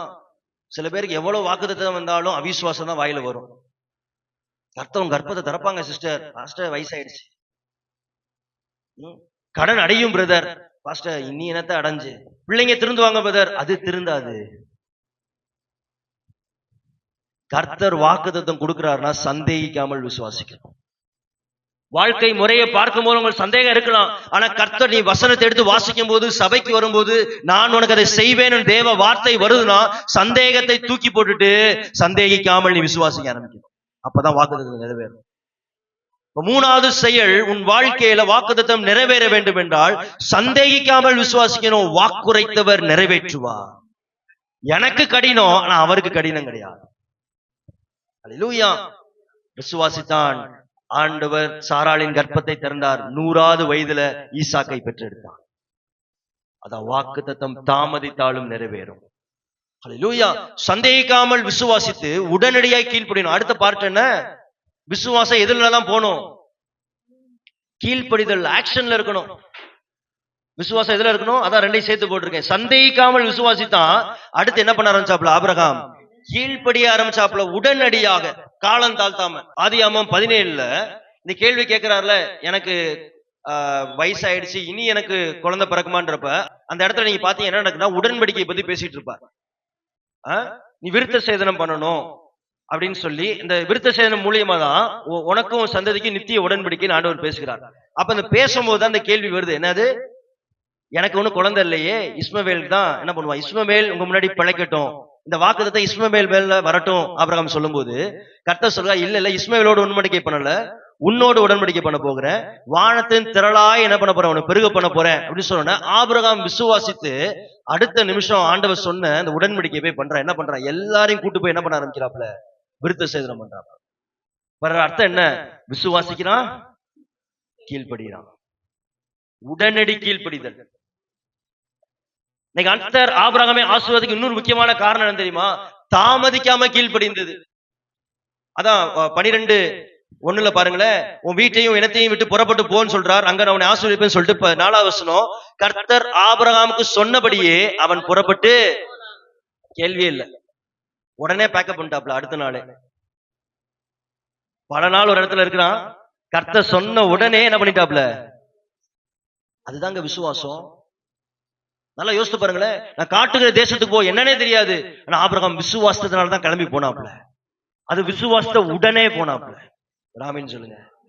வாழ்க்கையில நிறைவேற வேண்டும் என்றால் வாக்குத்தத்தம், நீ செய்ய வேண்டிய 3வது செயல்பாடு, நீ சந்தேகிக்காமல் விசுவாசிக்கணும், அதே சமயம் உடனடியாய் கீழ்ப்படியணும். கர்த்தர் சொல்ல காரியங்களை உடனடியாக கீழ்ப்படியணும். ஆபிரகாமுடைய வாழ்க்கையில ஒரு 3 இன்சிடென்ட் அப்படியே நான் மேற்கோள் காட்ட விரும்புகிறேன். சரிங்களா? ஒண்ணு அவர் ஆதியாகமம் 17ல என்ன பண்ணுகிறார்? விருத்த சேதனம் பண்ணுகிறார். அடுத்து 22ஆம் அதிகாரத்துல பாத்தீங்கன்னா, அந்த ஈசாக்க ஆண்டவர் பலியிட சொல்கிறார். எனக்கு தகன பலியாய் கொடுன்னு வசனம் சொல்லுது. அடுத்த நாள் காலையில எழும்பி என்ன பண்ணிட்டாராம்? யோசித்து பாருங்களேன். இந்த மனுஷனை சில நேரத்துக்கு அப்படியே யோசித்து பார்த்தா எப்பேற்பட்ட மனுஷன் பாருங்களேன். திடீர்னு ஆண்டவர் தரிசனமாய் நான் தான் கர்த்தர்னு சொல்கிறார். உடனே விசுவாசிக்கிறார். நான் காட்டுகிற தேசத்துக்கு போன்றார். உடனே எல்லாத்தையும் விட்டுட்டு கூட்டிட்டு போயிட்டார். உடனடி கீழ்ப்படிதல். அடுத்து 25 வருஷம் 100வது வயசுல ஒரு குழந்தை பெறுது. அந்த குழந்தைய எனக்குன்னு பலியா கொடுன்னு ஆண்டவர் சோதிக்கிறார். உடனே கொடுக்குற ஆண்டவர் கொடுத்துட்டார். எடுத்து கத்தி எடுத்து குத்த போயிட்டார். உடனடி கீழ்ப்படிதல். அதனாலதான் கர்த்தர் ஆபிரகாமை ஆசீர்வதித்தார். அல்லேலூயா. ஆண்டவர் சொல்றாரு பாருங்களேன், 22:18 வசனத்தை பாருங்களேன், ஒரு அருமையான வார்த்தையை சொல்றாரு பாருங்க. நீ என் சொல்லுக்கு கீழ்ப்படிந்தபடியினால் உன் சந்ததிக்குள் பூமியில் உள்ள சகல ஜாதிகளும் ஆசீர்வதிக்கப்படும் என்று என் பேரில் ஆணையிட்டேன் என்று கர்த்தர் சொல்கிறார் என்றார். ஆண்டவர் எதனால அவனை ஆசீர்வதிக்கன்னு சொல்றாரு? மறுபடியும் நீ சொல்லுக்கு கீழ்ப்படிந்ததுனால. சொன்னதை கேட்டு ஈசாக்கு அப்படியே தந்தேல, அதனால உனக்குள் உன் சந்ததி என்ன பண்ண போற, இந்த பூமிக்குள் உன் சந்ததி என்ன பண்ண போகிற. இன்னொரு சொல்ல போனா, இந்த ஜாதி இந்த ஜனங்களை எல்லாரையும் காட்டிலும் உன் சந்ததி பெரிதா இருக்கும்.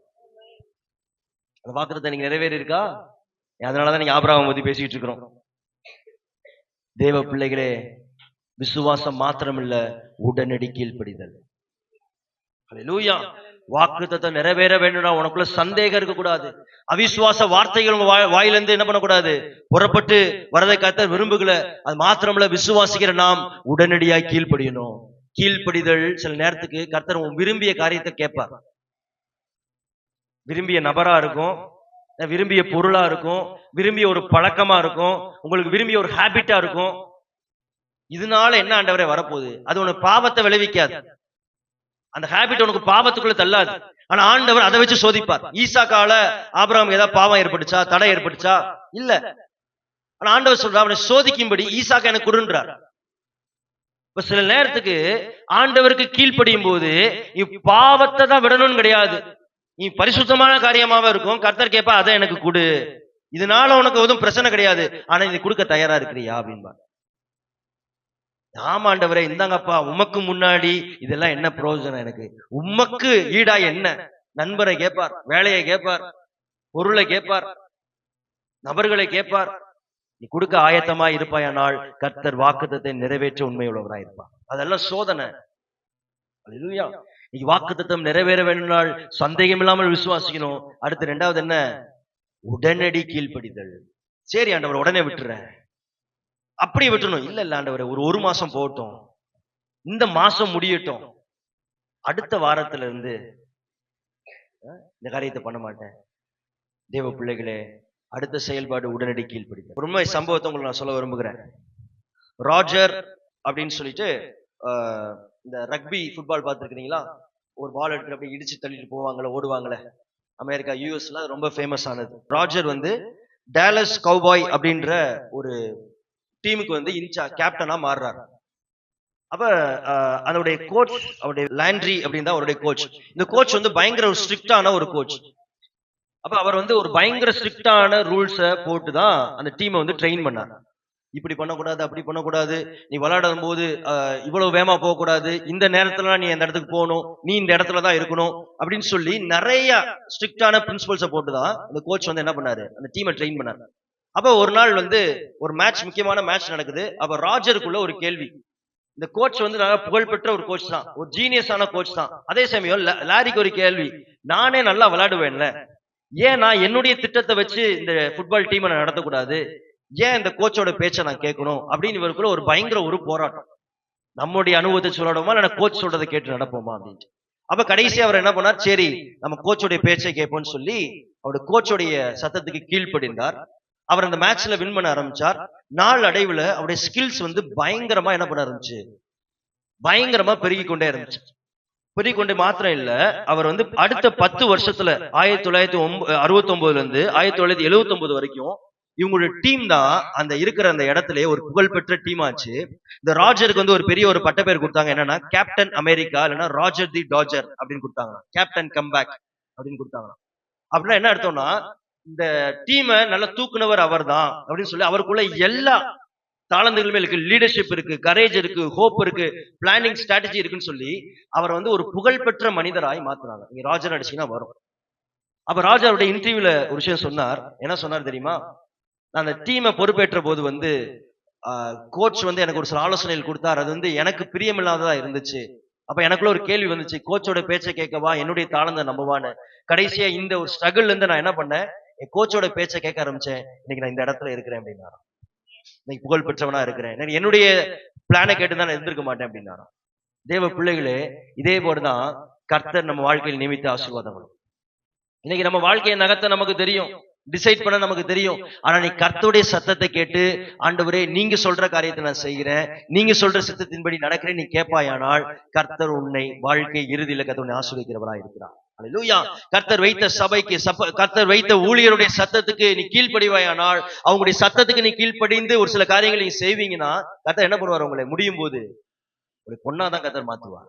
அல்லேலூயா, அல்லேலூயா. அப்ப வாக்குத்தத்தம் நிறைவேற சந்தேகிக்காமல் உடனடி கீழ்ப்படிதல் நமக்கு முக்கியம். அடுத்து நாலாவது செயல் என்னவென்றால், விடாமல் ஆராதிக்க வேண்டும். வாக்குத்தத்தம் நிறைவேற வேண்டும் என்றால் நமக்கு தேவை அடுத்த செயல் என்ன? விடாமல் ஆராதிக்க வேண்டும். வாசிக்கலாம், ஆதியாகமம் 12:7 பாருங்க. கர்த்தர் ஆபிரகாமுக்கு தரிசனமாகி, உன் சந்ததிக்கு இந்த தேசத்தை கொடுப்பேன் என்றார். அப்பொழுது அவன் தனக்கு தரிசனமான கர்த்தருக்கு அங்கே ஒரு பலிபீடத்தை கட்டினான்.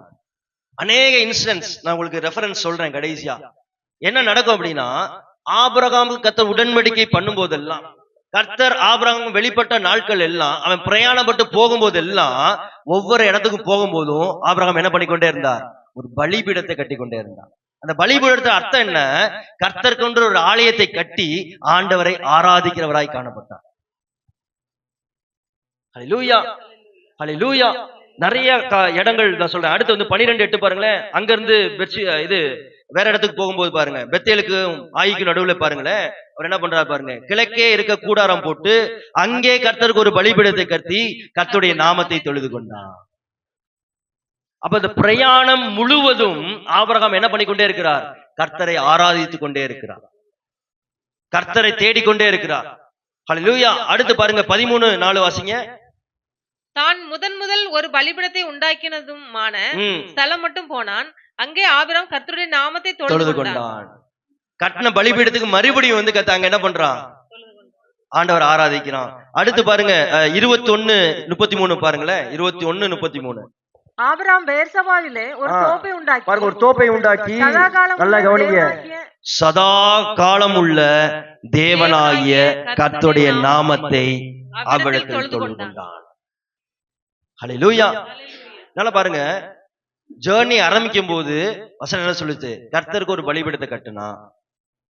அடுத்ததுல வந்து கர்த்தருடைய நாமத்தை அந்த இடத்துல தொழுது கொண்டான். இப்ப ஜர்னி நிறைய தூரம் போயிட்டாப்ல. இப்ப கர்த்தரை எப்படி அறிந்துக்கலாம் பாருங்க, சதா காலம் உள்ள தேவனாகிய கர்த்தர் என்பதை அறிந்து. பாத்தீங்களா இந்த ஆராதனையில ஒரு வளர்ச்சியை பாருங்க. நான் சொல்ற எத்தனை பேர் புரியுது இந்த இடத்துல? 12ஆம் அதிகாரத்தை கர்த்தர் அழைக்கிறார். அப்ப கர்த்தருக்கு ஒரு பலிபீடத்தை கட்டுறான், அவ்வளவுதான். அடுத்து ஒரு இடத்துக்கு போற, கர்த்தருடைய நாமத்தை தொழுது கொள்றார், ஆண்டவருடைய நாமத்தை சொல்லி தொழுது கொள்ள ஆரம்பிக்கிறார். அடுத்து 13ஆம் என்ன பண்றார்? வரும்போது மறுபடியும் கர்த்தருடைய நாமத்தை தொழுது கொள்றாரு. இங்க 21ஆம் அதிகாரத்துல, அதாவது நீண்ட நாட்கள் என்ன சொல்ல வரேன் அப்படின்னா, ஆபிரகாம் கர்த்தரோடு இணைந்து இருக்க இருக்க இருக்க கர்த்தரை குறித்த புரிதல் அவன் வளர்ந்து கொண்டே இருந்தது. இப்ப 21ஆம் அதிகாரத்துல அவனுக்கு தெரிய வருது, அவர் சதா காலமும் என்றென்றைக்கும் உள்ள கர்த்தரை ஆராய்ச்சிட்டு இருக்கிறேன், அது ஆரம்பமும் கிடையாது. அப்ப இப்ப வரைக்கும் அவர் நடத்துவார்னா கடைசியும் அவரால் என்ன பண்ண முடியும் பாருங்க.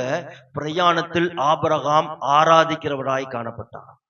தேவ பிள்ளைகளே, இன்னைக்கு வாக்குத்தத்தத்தை பெற்றுக்கொண்டுட்டீங்க, ஆனா எனக்கு ஜெபிக்க தெரியலையே. நீங்க வாக்குத்தத்தத்தை பெற்றுக்கொண்டோம், இன்னும் பைபிள்ல எத்தனை புக் இருக்குன்னு தெரியலையே, பழைய ஏற்பாட்டுல என்ன இருக்கு, புதிய ஏற்பாட்டுல என்ன இருக்குன்னு தெரியலையே, வசனம் என்னக்குன்னு தெரியலையே, கர்த்தரை துதிக்கிறனா என்னன்னு தெரியலையே. தேவ பிள்ளைகளே, நீ வாக்குத்தத்தை நிறைவேறினா நீ ஆண்டவரை ஆராதிக்கிற நபராய் மாறணும்.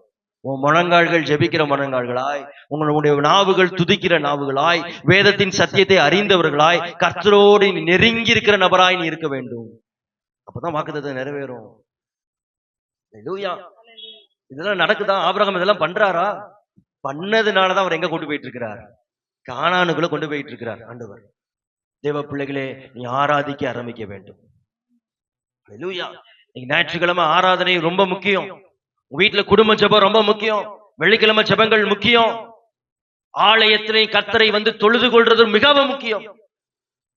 வசனம் அழகா சொல்லுது, ஆபிரகாம் கர்த்தருக்கு பலிபீடத்தை கட்டி, அதே வசனம் சொல்லுது, கண்ட இடத்துல எல்லாம் தகன பலி என்ன பண்ணாத, செலுத்தாத, லேவியராகத்துல இருக்கு.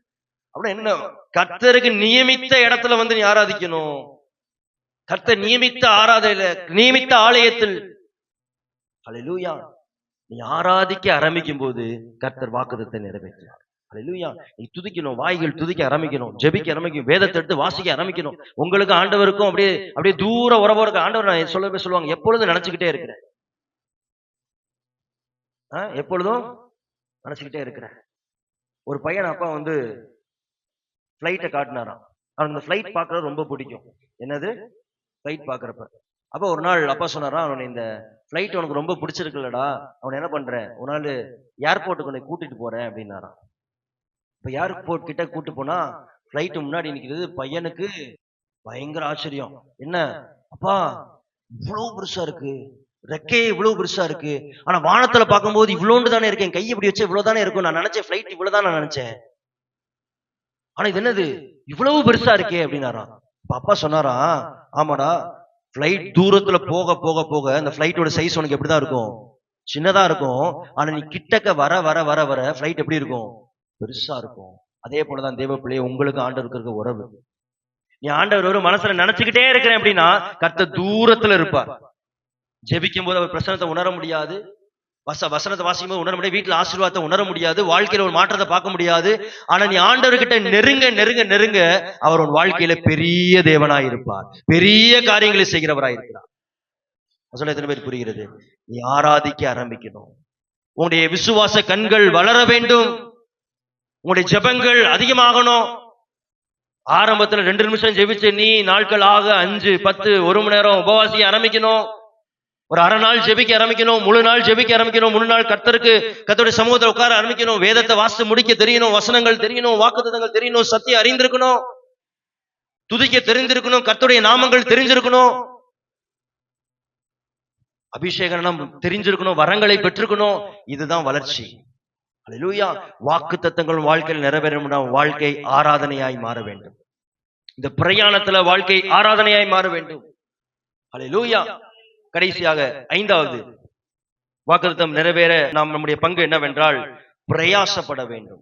அல்லேலூயா. கடைசியாக என்ன? பிரயாசப்பட வேண்டும். வாசிப்போம் 13-17. நீ எழுந்து தேசத்தின் நீளமும் அகலமும் எம்மட்டோ அம்மட்டும் நடந்து திரி, உனக்கு அதை தருவேன் என்றார். ஹல்லேலூயா. சத்தமா சொல்லுவோம் ஹல்லேலூயா. ஆண்டவர் சொல்றாரு பாருங்க, நீ எழுந்து. இந்த வார்த்தையை நல்லா கவனிங்க. என்னது? என்ன சொல்றாரு? எழுந்து அப்படின்னா என்ன அர்த்தம்? நீங்க எல்லாம் எழுந்து போயிடாதீங்க. ஆபிரகாம் காண்ட சொன்ன, நீ எழுந்து என்ன பண்ணா?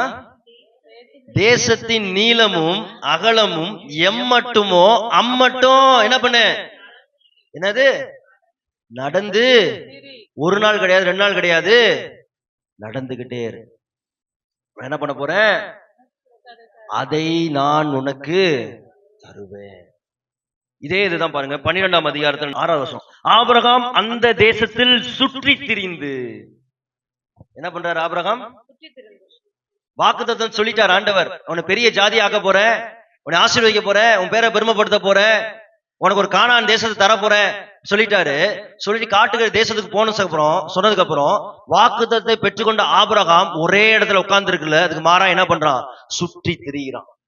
தேவ பிள்ளையே, வாக்குத்தத்தம் வாழ்க்கையில நிறைவேற வேண்டும் என்றால் உங்களுக்கு கடின உழைப்பு இல்லாம உங்க வாழ்க்கையில வாக்குத்தத்தம் நிறைவேறாது. நீங்க அலைந்து திரியாமல் கர்த்தர் உங்க வாழ்க்கையில வாக்குத்தத்தத்தை நிறைவேற்ற மாட்டார். அல்லேலூயா. கடன் அடைக்கப்படணும், சந்தோஷம். வீட்டுக்குள்ள உட்கார்ந்தா கடன் அடைக்கப்படுமா? வீட்டுல பொருளாதாரம் சந்திக்கப்படணும். வீட்டுக்குள்ளே உட்கார்ந்துட்டா வேலைக்கே போகாம தான் பொருளாதாரம் சந்திக்கப்படுமா? ஆண்டவர் எனக்கு வாக்குத்தத்தம் கொடுத்திருக்கிறார், உன்னை பெரிய ஆளா மாத்துவேன், பெரிய ஜாதியா மாத்துவேன். நல்லா தெரிஞ்சுக்கோங்க, வாக்குத்தத்தம் நிறைவேற வேண்டும் என்றால் வாக்குத்தத்தை பெற்றுக்கொண்ட நீங்களும் நானும் என்ன பண்ணணும்? பிரயாசப்பட வேண்டும். அல்லேலூயா. கடின உழைப்பு முக்கியம். கடனா இருந்தாலும் படிப்பா இருந்தாலும் கர்த்தர் உனக்கு ஞானத்தை தருவேன். நீ 10th நல்லா 400 மார்க் எடுப்பப்பா, 12th நல்லா உனக்கு என்ன பண்ணுவேன்? 500க்கு மேல ஒரு மார்க் எடுப்பேன்னா நீ புக்கை திறக்காம படிக்காம 450 500 என்ன பண்ணாது? வராது. 10,000 சம்பளம் வாங்குற உன்னை நான் 25,000 சம்பளம் வாங்குற மாத்துவேன் அப்படின்னா வேலைக்கு ஒழுங்கா போனாதான் என்ன வரும்? சம்பளம் கிடைக்கும். கர்த்தர் நியமித்த இடத்துல நீ வேலையை தேடினாதான் சம்பளம் கிடைக்கும். நீ நல்லா புரிஞ்சுக்கணும், வாக்குத்தத்தம் நிறைவேற வேண்டும் என்றால் பிரயாசம் மிகவும் அவசியம். சொல்ல எத்தனை பேர் புரியுது? ஆபிரகாம் நல்ல உதாரணம். ஆனா சொல்ற பாருங்க, நீ எம்மட்டும் நடந்து திரியிறோ அதை என்ன பண்ணுவேன்? தேசம் இந்த நீளம் அகலம் எவ்வளவு இருக்கோ அது ஃபுல்லா நீ நடப்பா, நான் என்ன பண்ணுவேன்? உனக்கு தருவேன். பாருங்க 13-18 ஆபிரகாம் என்ன பண்றாரு பாருங்களேன். அப்பொழுது ஆபிரகாம் கூடாரத்தை பெயர்த்து கொண்டு போய் எப்ரோனில் இருக்கிற மம்ரேயின் சமபூமியில் சேர்ந்து குடியிருந்து அங்கே ஒரு பலிபீடத்தை கட்டினான். அல்லேலூயா. எப்படி இருக்கு பாருங்க வசனம். கர்த்தர் நீ நடந்து திரியணும்னா என்ன பண்ணிட்டாப்ல? சரி, இந்த இடத்த விட்டு போக வேண்டிய நேரம் வந்துருச்சுன்னு சொல்லி கூடாரத்தை பெயர்த்து கொண்டு எங்க கொண்டு போயிட்டாப்ல? அடுத்த இடத்துல போய் கூடாரத்தை போடுறாரு. போட்ட உடனே வேலை எதை கட்டுறாரு? பலிபீடத்தை கட்டுறாரு. ஆபிரகாம் கத்துக்கொண்டார், இந்த பிரயாணத்துல எது முக்கியம்? கர்த்தருடைய பிரசன்னம் முக்கியம், ஆராதனை முக்கியம், பலிபீடம் முக்கியம். ஆனா எங்க போனாலும் ஃபர்ஸ்ட் பண்ற வேலை என்ன? பலிபீடம். அல்லேலூயா. நான் சொல்றேன், எத்தனை பேர் புரியுது? புரியுது? ஒரு ஆமென் சொல்லுங்க பார்க்கலாம். அல்லேலூயா. வாக்குத்தத்தம் வந்தோடனே ஆபிரகாம் ஆண்டவர் பார்த்து சொல்ல, நீ நட. ஆபிரகாம் நடக்கிறான். உழைக்கிறான், கஷ்டப்படுறான், வேர்வை சிந்துறான். கடின உழைப்பு வேணும். நீ மேல வரணும், குடும்பத்தை கத்த உயர்த்தணும், நீ முன்னுக்கு வரணும், நீ அடுத்து நல்லா படிச்சு மேல வரணும்னா கடின உழைப்பு முக்கியம். நீங்க இந்த காலகட்டத்துல என்ன பிரச்சனை தெரியுமா? இப்ப இருக்க சமுதாயத்துக்கு 2Kக்கு ஈஸி மணி. என்ன மணி? ஈஸியா மணி வேணும். உழைக்கலாம் மாட்டேன், ஈஸியா வந்துடணும். இப்படி போட்டோன்னா அடுத்த மாசத்துல என்ன வந்துடணும்? 1000 10,000 மாறிடணும், 10,000 50,000 மாறிடணும். 8 மணி நேரம்லாம் வேலை பார்க்க மாட்டேன், 2 மணி நேரம் போவேன், 1000 ரூபாய் சம்பளம் தெரியுங்களா? தேவ பிள்ளைகளே, உலகம் எப்படி இருந்து போகுது, ஆனா விசுவாசிகளுக்குள்ள இந்த சோர்வு வரக்கூடாது. God doesn't bless lazy people. நீ சோம்பல் உள்ள மனிதனாய் இருப்பாயானால் கர்த்தர் ஒரு நாளும் ஆசீர்வதிக்க மாட்டார். சோம்பல் உள்ள மனிதனை கர்த்தர் ஒரு நாளும் ஆசீர்வதிக்கிற தேவன் அல்ல. வாக்குத்தத்தை நிறைவேறணும்னா சுறுசுறுப்பா நம்ம இருக்கணும், வேர்வை சிந்தணும், கர்த்தர் நியமித்த இடத்துக்கு போகணும், வேலைக்கு போகணும், கர்த்தர் நியமித்த இடத்துல கடின உழைப்பு போடணும், படிக்கணும். பாஸ் ஆகணும், படிக்கணும். ஆலயத்துக்கு வந்துடுறதுனால எல்லாத்துலயும் பாஸ் ஆயிட மாட்டேன். படிக்கணும், எழுதணும், டியூஷன் போகணும். வீடு கட்டணும்னா ஞானமா சேர்த்து வச்சாதான், பணங்களை சேர்த்து வச்சாதான், சேர்த்து வைக்கணும். அப்ப எவ்வளவு உழைக்கிறீங்களோ அவ்வளவாய் கர்த்தர் உங்களை ஆசீர்வதிப்பார். சொல்ல எத்தனை பேர் புரிகிறது? ஹல்லேலூயா, ஹல்லேலூயா. கர்த்தர் வாக்குத்தத்தத்தை கொடுத்துட்டார் கானானுக்குன்னு. ஆனா கானானுக்குள்ள அப்படியே கண்ணு முழிச்சோன்னு கொண்டு போய் வைக்கல, அதுக்கு மாறாய் அவனை பிரயாணப்பட்டு போக வைத்தார். ஹல்லேலூயா. இன்னைக்கு இந்த தேவ பிள்ளைகளை காலை வேளையில கர்த்தரும் கொடுத்த வாக்குத்தத்தம் நிறைவேற வேண்டும் என்றால் நாம் பிரயாசப்பட வேண்டும். 2024ல ஒரு பாஸ்டர்ஸ் பிரேயர் நடந்துச்சு, சொல்லி நான் முடிச்சிடறேன். அப்போ 12 மணி நேரம் ஜெபம், அதுக்காக நான் போயிருந்த போது கர்த்தர் என் உள்ளத்துல போட்ட காரியம் என்னன்னா, இஸ்ரவேலர்கள் எப்படி எரிகோவை சுத்தி வந்தாங்களே 7 நாள், அந்த மாதிரி நீ ஐயப்பந்தாங்களை 7 நாள் நீ என்ன பண்ண, சுத்தி வந்து ஜெப பிரேயர் ரைடு வந்து போ அப்படின்ட்டு ஆண்டவர் மனசுக்குள்ள ஏவுனாங்க. இப்போ நானும் என் வைஃப் என்ன பண்ணோம், 2024ல சொன்ன உடனே அடுத்த வாரத்துல நாங்கள் என்ன பண்ணோம், இந்த பிரேயர் ரைடை நாங்கள் ஸ்டார்ட் பண்ணோம்.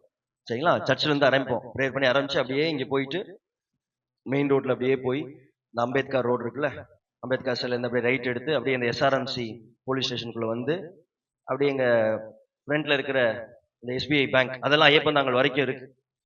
அது SBI பேங்க்குள்ள வந்து அப்புறம் அந்த பாரத் பெட்ரோல் பல்க் ரோட்டுக்குள்ள ஒரு ரோடு போகும்ல, அதுக்குள்ள போய் அப்படியே பஸ் ஸ்டாண்டுக்குள்ள அப்படியே வந்து சுத்தி வந்து அப்படியே இந்த அன்னை ஸ்டோர் ரோட்ல போய் அப்புறம் லிட்டில் ஏஞ்சல் ஸ்கூல் இருக்குல்ல அதுக்குள்ள சுத்தி அப்படியே பெரிய கொளுத்துவாஞ்சேரி ரோடு வழியா வந்து அப்படியே இங்க வந்து அப்புறம் பாலாஜி நகர் மெயின் ரோடு இருக்கு பாருங்க, இது வழியாய் வந்து நாங்க என்ன பண்ணுவோம், டெய்லியும் சுத்தி வந்தோம்.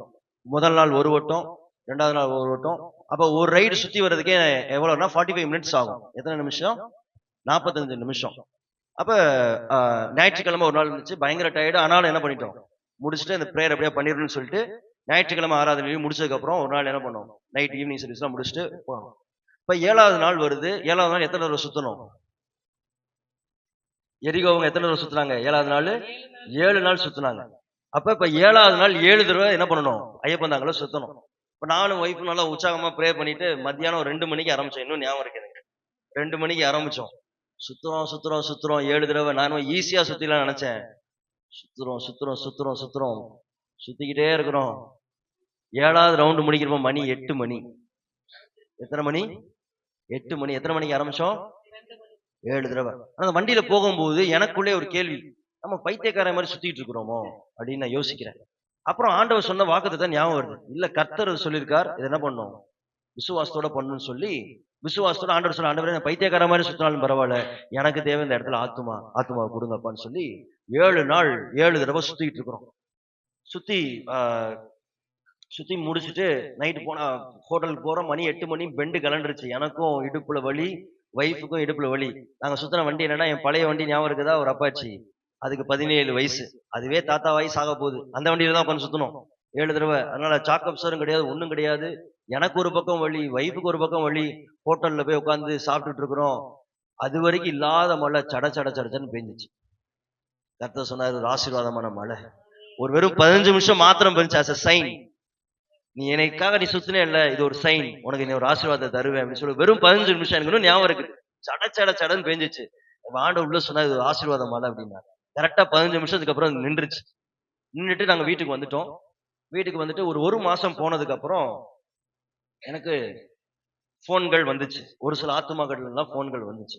சரிங்களா? அதுல ரைடுக்கு அப்புறம் வந்தவங்க தான் நம்ம சபையில இருக்கிற கீதா சிஸ்டர். ஏன்னா அவங்க வீட்டு வழியா தான் நாங்க சுத்தி வந்திருக்கிறோம். அதுக்கப்புறம் தான் அவங்க ஆலயத்துல வந்து சேர்ந்தாங்க. அதுக்கப்புறம் அங்கிட்டு சுத்தினப்போ ஒரு சுமித்ரா சிஸ்டர் ஒரு சிஸ்டர் வந்திருப்பாங்க பாரு, அவங்க வந்தாங்க. அந்த ஏரியாக்கெல்லாம் நாங்க போன வழியில தான் அவங்க வீடு இருக்கு. அதுக்கப்புறம் ரெகபோத் வாசல் எப்போ ஓப்பன் ஆச்சு தெரியுமா? ஏன்னா அது வழியா தான் நாங்க போவோம், ரெகபோத் வழியா தான். அதுக்கப்புறம் ரெகபோத்துல இருந்து நம்ம கேர்சல் நடத்த பிரேயர் உண்டாச்சு. இன்னைக்கு நாங்க வீடு தங்கி இருக்கிற வீடும் அந்த இடத்து பக்கத்துல தான் இருக்கு. ஹல்லேலூயா. நான் எதற்கு சொல்கிறேன்னா, பிரயாசம். விசுவாசம் இருக்கு, வாக்குத்தத்தம் இருக்கு. ஆண்டவர் இந்த இடத்துக்கு வந்தப்ப எனக்கு ஆபிரகாமின் வாக்குத்தத்தம் கொடுத்து தான் அழைத்தார். இத உனக்கும் ஒரு சந்ததிக்கு நான் தருவேன் இந்த இடத்த. ஹல்லேலூயா. அதனால வீட்டுல உட்கார்ந்துட்டு இருக்கிறதுனால ஆத்துமாக்கள் வந்துட போறது கிடையாது. பிசாசின் தடைகள் உடைந்துறது கிடையாது. அதுக்கப்புறம் தான் சபையில ஒரு பிரேக் த்ரூ. அது வரைக்கும் சபையில எனக்கு நல்ல ஞாபகம் இருக்கு. இந்த பிரேயர் ரைடு முடிகிற வரைக்கும் 5 பேரு 10 பேரு இவ்வளவுதான் ஆத்துமா இருக்கும் சபையில. அந்த பிரேயர் ரைடுக்கு அப்புறம் கர்த்தர் ஆலயத்தை நிரப்ப ஆரம்பித்தார். ஹல்லேலூயா. எதற்கு சொல்றேன்னா, பிரயாசம் இல்லாம வாக்குத்தத்தம் நிறைவேறாது. சொல்ல எத்தனை பேர் புரிகிறது? கர்த்தர் எதிர்பார்க்கிறது உன் வாழ்க்கையில பிரயாசம். ஜெபன்ற பிரயாசம், ஆலயத்துக்கு வர்றது ஒரு பிரயாசம், வேலைக்கு போறது ஒரு பிரயாசம், படிப்பு ஒரு பிரயாசம். இந்த பிரயாசத்தை கர்த்தர் உன் வாழ்க்கையில எதிர்பார்க்கிறார். ஹல்லேலூயா. தேவ பிள்ளைகளே, கர்த்தர் இந்த காலை வேளை நம்மோடு தீர்க்கமாய் பேசுகிற காரியம், வாக்குத்தத்தம் நிறைவேற நமக்கு அதுக்கு பங்கு இருக்கிறது. ஹல்லேலூயா. அந்த வாக்குத்தத்தம் உன் வாழ்க்கையில நிறைவேற வேண்டும் என்றால் உனக்கு பொறுப்பும் உணர்வும் கர்த்தர் எதிர்பார்க்கிறார். ஹல்லேலூயா. எத்தனை பேர் இந்த வார்த்தைக்கு ஒப்பு கொடுக்குறீங்க? இருக்கிற இடங்களை எழுப்போம், கண்களை மூடி நாம் ஜெபிக்கலாம். நீங்க ஆண்டவரை பார்த்து சொல்லுங்க, ஆண்டவரே, வாக்குத்தத்தங்கள் நிறைவேறதுக்கு என்னுடைய பங்கு இருக்கிறது என்பதை நான் உணர்ந்திருக்கிறேன். அப்பா, உங்க வீட்டுல ஒரு ரட்சிப்பு உண்டாக, நல்ல இடத்துல படித்து நல்ல வேலைக்கு வர, உங்கள் குடும்பங்கள் கட்டப்பட உங்களுக்குரிய பங்குகள் இருக்கிறது என்பதை அறிந்து கொள்வோம். கண்களை மூடி அப்படி ஜெபிக்க ஆரம்பிக்க பார்க்கலாம். நீ வசனித்ததுனால அது அதுவாய் நிறைவேறது போறது கிடையாது. நீ சொன்னதுனால அதுவாய் நடந்து போறது கிடையாது. ஆண்டவரே, நான் செய்ய செய்ய ஆண்டவரே வாக்குத்தத்தை விசுவாசித்து நான் அதன்படி நடக்க நடக்க குடும்பம் கட்டப்படும். ஹல்லேலூயா. குடும்பத்துல அன்பு வேணும் அப்படின்னா நீங்க அன்புக்கு பிரயாசப்படணும். இல்லைன்னா குடும்பத்துல அன்பு வராது. வீட்டுல சமாதானம் உண்டாகணும்னா சமாதானம் அதுவாய் உண்டாகிறது. கர்த்தருடைய வாக்குத்தத்தம் சொல்கிறது, நான் உலகம் தரக்கூடாத சமாதானத்தை நான் உனக்கு தருகிறேன். ஆமா இருக்கு, ஆனா சமாதானம் உண்டு பண்ணுகிற பிஹேவியர் உங்க வீட்டுக்குள்ள இருக்கணும். இன்னைக்கு உங்க வீடு ரட்சிக்கப்படணும்னா பிள்ளைங்கள் உங்களை பார்த்து ரட்சிக்கப்படுற குண பழக்க வழக்கங்கள் உங்களுக்கு இருக்கணும். இன்னைக்கு கணவர் ரட்சிக்கப்படணும்னா மனைவி சாட்சியாய் வாழணும். மனைவி ரட்சிக்கப்படணும்னா கணவர் சாட்சியாய் வாழணும். பிள்ளைங்க ரட்சிக்கப்படணும்னா பெற்றோர்கள் சாட்சியா இருக்கணும். கண்களை மூடி அப்படியே ஒப்பு கொடுத்து ஜெபிங்க பார்க்கலாம். 5 செயல்கள் அப்படியே ஒப்பு கொடுத்து சொல்ல அப்படியே ஜெபிங்க பார்க்கலாம். பாரம்பரிய வாழ்க்கையிலிருந்து வெளியே வரணும். அப்படி கரங்களை உயர்த்தி சொல்லுங்க. கரங்களை உயர்த்தி அப்படி சொல்லுங்க, கர்த்தர் உன்னை ஆசீர்வதிக்கு நான் பழைய வாழ்க்கையிலிருந்து வெளியே வரணும். உன் இனத்தை விடணும், உன்னுடைய வீடை விடணும், உன் தேசத்தை விட்டு கர்த்தர் காட்டுகிற இடத்துல உன் வீடை கட்டணும். கர்த்தர் காட்டுகிற என் நபர்களோடு நீ சேர வேண்டும். அப்படியே ஒப்பு கொடுத்து ஜெபிங்க பார்க்கலாம். ஆண்டவரே, பாரம்பரியத்தை நான் விடுகிறேன். சொல்லுங்க, பாரம்பரியத்தை விடுகிறேன், பழைய வாழ்க்கையை நான் விடுகிறேன். ஹல்லேலூயா. பழைய குணங்கள் மாற வேண்டும். ஹல்லேலூயா. அடுத்து ஜெபிக்கலாமா? கர்த்தர் நியமித்த இடத்திற்கு போக வேண்டும். அப்படியே 2 கரங்களை உயர்த்தி அப்படியே ஒப்பு கொடுத்து ஜெபிங்க பார்க்கலாம். ஒப்பு கொடுத்து ஜெபிங்க பார்க்கலாம். நீங்க யதார்த்தமா இந்த இடத்துல நீ வேலைக்கு கடந்து வந்திருக்கலாம். இல்லைன்னா நீங்க வேலை தேடி நீங்க சென்னைக்கு கடந்து வந்திருக்கலாம். இல்ல நீங்க ஏதாவது தற்காலிகமாய் நீ ஒரு வேலையை செய்து கொண்டிருக்கலாம். நீங்க ஆண்டவர்கிட்ட கேட்கணும், அடுத்த வேலை மாறும்போது, ஆண்டவரே, எந்த வேலை நான் மாறணும், எந்த இடத்துல நான் வீடு கட்டணும், எந்த இடத்துல நான் நிலம் வாங்கணும், ஆண்டவரே, எந்த இடத்துல நான் படிக்க போகணும், என்ன கோர்ஸ் நான் எடுக்கணும், ஆண்டவரே, எந்த நபரோடு நான் திருமணம் பண்ணணும், எந்த நபரோடு என் ஃப்ரெண்ட்ஷிப் இருக்கணும், எந்த நபரோடு நான் ஐக்கியப்படணும். கேளுங்க பார்க்கலாம், கேளுங்க பார்க்கலாம். கர்த்தர் காட்டுகிற இடத்துக்கு போங்க. லோத்து மாதிரி பார்க்கிற லோத்து கண் கண்டவை வசனம் அழகாய் சொல்லுது பாருங்க. அவன் பார்வைக்கு என்ன நல்லா இருந்ததோ அதை தேர்ந்தெடுத்தான். அது அவனுக்கு பிரச்சனைகளையும் வாழ்க்கையில அசுத்தத்தையும் கொண்டு வந்தது. அவன் சந்ததிகள் கர்த்தருக்கு விரோதமான சந்ததியாய் எழும்பினார்கள். தேவ பிள்ளைகளே, நீ ஆபிரகாமை போல கர்த்தர் நியமித்த பாதையில எவ்வளவு நெருக்கம் வந்தாலும், எவ்வளவு தாமதம் வந்தாலும், கர்த்தர் நியமித்த பாதையில இருந்து நீ கர்த்தர் சொல்லுவதை செய்வீர்களானால் கர்த்தர் நிச்சயமாக அவனை ஆசீர்வதிப்பார். ஹல்லேலூயா. அடுத்து 3வது செயல், சந்தேகிக்காமல் விசுவாசித்து உடனடியாய் கீழ்ப்படியணும். அப்படியே இருதயத்துல கையை வைத்து ஒரு கையை வானத்துக்கு நேராய் நீட்டி ஆண்டோட கேளுங்கப்பா, சந்தேகிக்காம விசுவாசிக்கணும்ப்பா. வாக்குத்தத்தம் தாமதித்தாலும் நான் சந்தேகிக்காமல் விசுவாசிக்கணும் சொல்லி ஜெபிங்க பார்க்கலாம். சந்தேகிக்காமல் விசுவாசிக்கணும். Is anything too hard for the Lord? கர்த்தருக்கு ஏதாவது கடினமான காரியம் ஒன்று உண்டோ? கர்த்தரால் ஆகாத காரியம் ஒன்று உண்டோ? நீங்க உங்களுக்கு ஜெனியூன் டவுட் வரலாம். ஆனா கர்த்தர் அடுத்து வசனத்தை வைத்து பேசும்போது சந்தேகத்தை எல்லாம் தூக்கி போட்டுட்டு மறுபடியும் வாக்குத்தத்தத்தை பிடிக்க ஆரம்பிச்சிடணும், உடன்படிக்கையில நிக்க ஆரம்பிச்சிடணும். கேளுங்க பார்க்கலாம். சந்தேகிக்காமல் விசுவாசிப்பேன். அடுத்து உடனடியாய் கீழ்ப்படிதல். கேளுங்க பார்க்கலாம். கர்த்தர் உன்னை விடுனா உடனே விடணும். இந்த நபர் வேணானா வேணாம் விட்டுறணும். இந்த இடத்துக்கு போகணும் அந்த இடத்துக்கு போகணும். அந்த நபராலேயோ அந்த காரியங்களாலேயோ உனக்கு பாவத்துல விழாம இருக்கலாம், பரிசுத்தமான காரியமா இருக்கலாம். ஆனா கர்த்தர் அதை நான் கொடுத்துடணும். எத்தனை பேர் ஒப்பு கொடுக்குறீங்க? ஆனா உடனடியாய் கீழ்ப்படிவேனப்பா. அடுத்து 4வது, விடாமல் ஆராதிக்க வேண்டும். கரங்களை உயர்த்தி கேளுங்க பார்க்கலாம். 365 நாளும் உடைய சமூகத்தை தேடுவேன். 52 ஞாயிற்றுக்கிழமையும் ஆலயத்தை நான் விடமாட்டேன். வெள்ளிக்கிழமை ஜெபங்களை விடமாட்டேன். குடும்ப ஜெபங்களை விடமாட்டேன். உம்மை எப்பொழுதும் ஆராய்த்து கொண்டே இருப்பேன். சொல்லுங்க பார்க்கலாம். ஜெபிங்க பார்க்கலாம். இவன் ஆராதனை வளர்ந்து கொண்டே இருக்கணும். உனக்கும் கர்த்தருக்கும் இருக்கிற அந்த ஐக்கியம், அந்த அறிவும் பெருகிக் கொண்டே இருக்கணும். கேளுங்க பார்க்கலாம். விடாமல் ஆராய்த்து கொண்டே இருக்கணும். அல்லேலூயா. கடைசியாய் வாக்குத்தத்தம் நிறைவேற நாம் பண்ண வேண்டிய 5வது செயல்முறை, பிரயாசப்பட வேண்டும். 2 கரங்களை உயர்த்தி ஒப்பு கொடுங்க பார்க்கலாம். ஆண்டவரே, நான் சோம்பலை நாவியை விட்டு எடுத்து போடுங்கப்பா. ஜெபிங்க பார்க்கலாம். உங்க வீட்டுல ஒரு பொருளாதாரம் வரணும்னா வேலைக்கு போனாதான் பொருளாதாரம் வரும். கர்த்தர் நடத்துவார் காத்திருக்கேன் சொல்லி காலத்தை வேஸ்ட் பண்ணாதீங்க. பிரயாசப்படணுமப்பா. வாக்குத்தத்தம் இருக்கிறதுக்காக நீ சும்மா இருக்கணும் அவசியம் கிடையாது. சும்மா இரு, கர்த்தர் உனக்காக யுத்தம் செய்வார். வசனத்துடைய அர்த்தம் என்னவென்றால், நீங்களா ஒரு திட்டத்தை போட்டு போகாதீங்க. கர்த்தர் போற திட்டத்துல, கர்த்தர் திறக்கிற வாசலுக்காக காத்துருங்கன்னு அர்த்தம். அதற்காக எதுவுமே பண்ணக்கூடாதுன்னு கிடையாது. அந்த காலகட்டத்துல வேலைக்கு போகாத கலாச்சாரங்கள் பெருகி கொண்டிருக்கிறது. நீங்க ஒப்பு கொடுங்க பார்க்கலாம். ஆண்டவரே, நான் சும்மா இருக்க மாட்டேன் அப்பா, சும்மா இருக்க மாட்டேன். நீ ஆசீர்வதிக்கிற வரைக்கும் நான் ஓடிக்கொண்டே இருப்பேன். நீ காட்டுகிற வழியில ஓடிக்கொண்டே இருப்பேன். சின்ன சின்ன வேலைகளை எடுத்து செய்வேன். ஒப்பு கொடுங்க பார்க்கலாம். கர்த்தர் வாக்குத்தத்தம் நிறைவேறதுக்கு என் வாழ்க்கையில பங்கு இருக்குப்பா.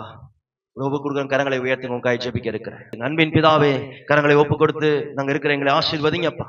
எங்களோடு தெளிவாய் பேசிட்டு வாக்குத்தத்தம் நிறைவேறதுக்கு எங்களுக்கு பங்கும் கடமைகளும் இருக்கிறதப்பா. அதை நாங்கள் உணர்ந்து சரியாய் செய்ய எங்களுக்கு அந்த கிருபை தாங்கப்பா. வாக்குத்தத்தங்களை நிறைவேற்றுகிற தேவனீரப்பா. வாக்குத்தத்தங்கள் தாமதித்தாலும் நிறைவேறும் ஆண்டவரே. ஆனால் ஆண்டவரே, அநேக நேரத்தை தாமதிக்கிறதுக்கு காரணம் நாங்களாவே இருக்கிறோமே. எங்களை மன்னிப்பீராக ஆண்டவரே. ஆபிரகாமை போல் நாங்கள் உருவாக்கப்பட எங்களுக்கு கிருபை கொடுங்கப்பா. விசுவாசத்திலும் ஆண்டவரே, கீழ்ப்படிதலும் ஆண்டவரே, எல்லாத்தையும் விடுகிற காரியங்களிலும் ஆண்டவரே, பிரயாசப்படுகிறதிலும் அப்பா, ஆராதிக்கிறதிலும் அப்பா, எப்பொழுதும் ஆபிரகாமை போல இருக்க கதங்களுக்கு கிருபை கொடுங்கப்பா. எங்களை ஆசீர்வதிங்கப்பா. வருகிற நாட்களில வாக்குத்தத்தங்கள் நிறைவேறின செய்திகளை கேள்விப்பட்டு நாமத்தை நாங்கள் உயர்த்த மகிமைப்படுத்த எங்களுக்கு கிருபை தருவீராக. இந்த சபை குறிக்கிற வாக்குத்தத்தங்களை கதை நிறைவேற்றி விடாக. இந்த வருஷத்தின் வாக்குத்தத்தின்படி நீ இடங்கொண்டு பெருகுவாய் என்று சொல்லியிருக்கிறீங்களே, எங்களை இடங்கொண்டு பெருக்க போறீங்க. அதுக்காக நன்றி செலுத்துகிறோம். அதுக்குரிய காரியங்களை நாங்கள் செய்ய கதை கிருபை கொடுங்கப்பா. வீட்டாரையும் ஆசீர்வதிங்க, சபையாரையும் ஆசீர்வதிங்கப்பா. இயேசுவின் வல்லமையுள்ள நாமத்தில் நாங்கள் கேட்கிறோம்.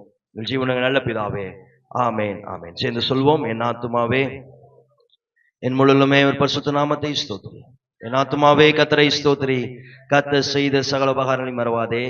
ஆமேன் ஆமேன் ஆமேன் ஆமேன். கர்த்தராகிய இயேசு கிறிஸ்துவின் கிருபையும் பிதாவாகிய தேவனுடைய அன்பும் பரிசுத்த ஆவியின் வழிநடத்தும் இன்றும் என்றும் சதா காலங்கள் தங்கியிருப்பதாக. ஆமேன் ஆமேன் ஆமேன். ஹல்லேலூயா ஹல்லேலூயா ஹல்லேலூயா. கர்த்தர் நம்மை ஆசீர்வதிப்பாராக. ஷாலோம் ஷாலோம் சொல்லி வாழ்த்துவோம். கர்த்தர் நமக்கு சமாதானத்தை தருவார். தேங்க்யூ. God bless you.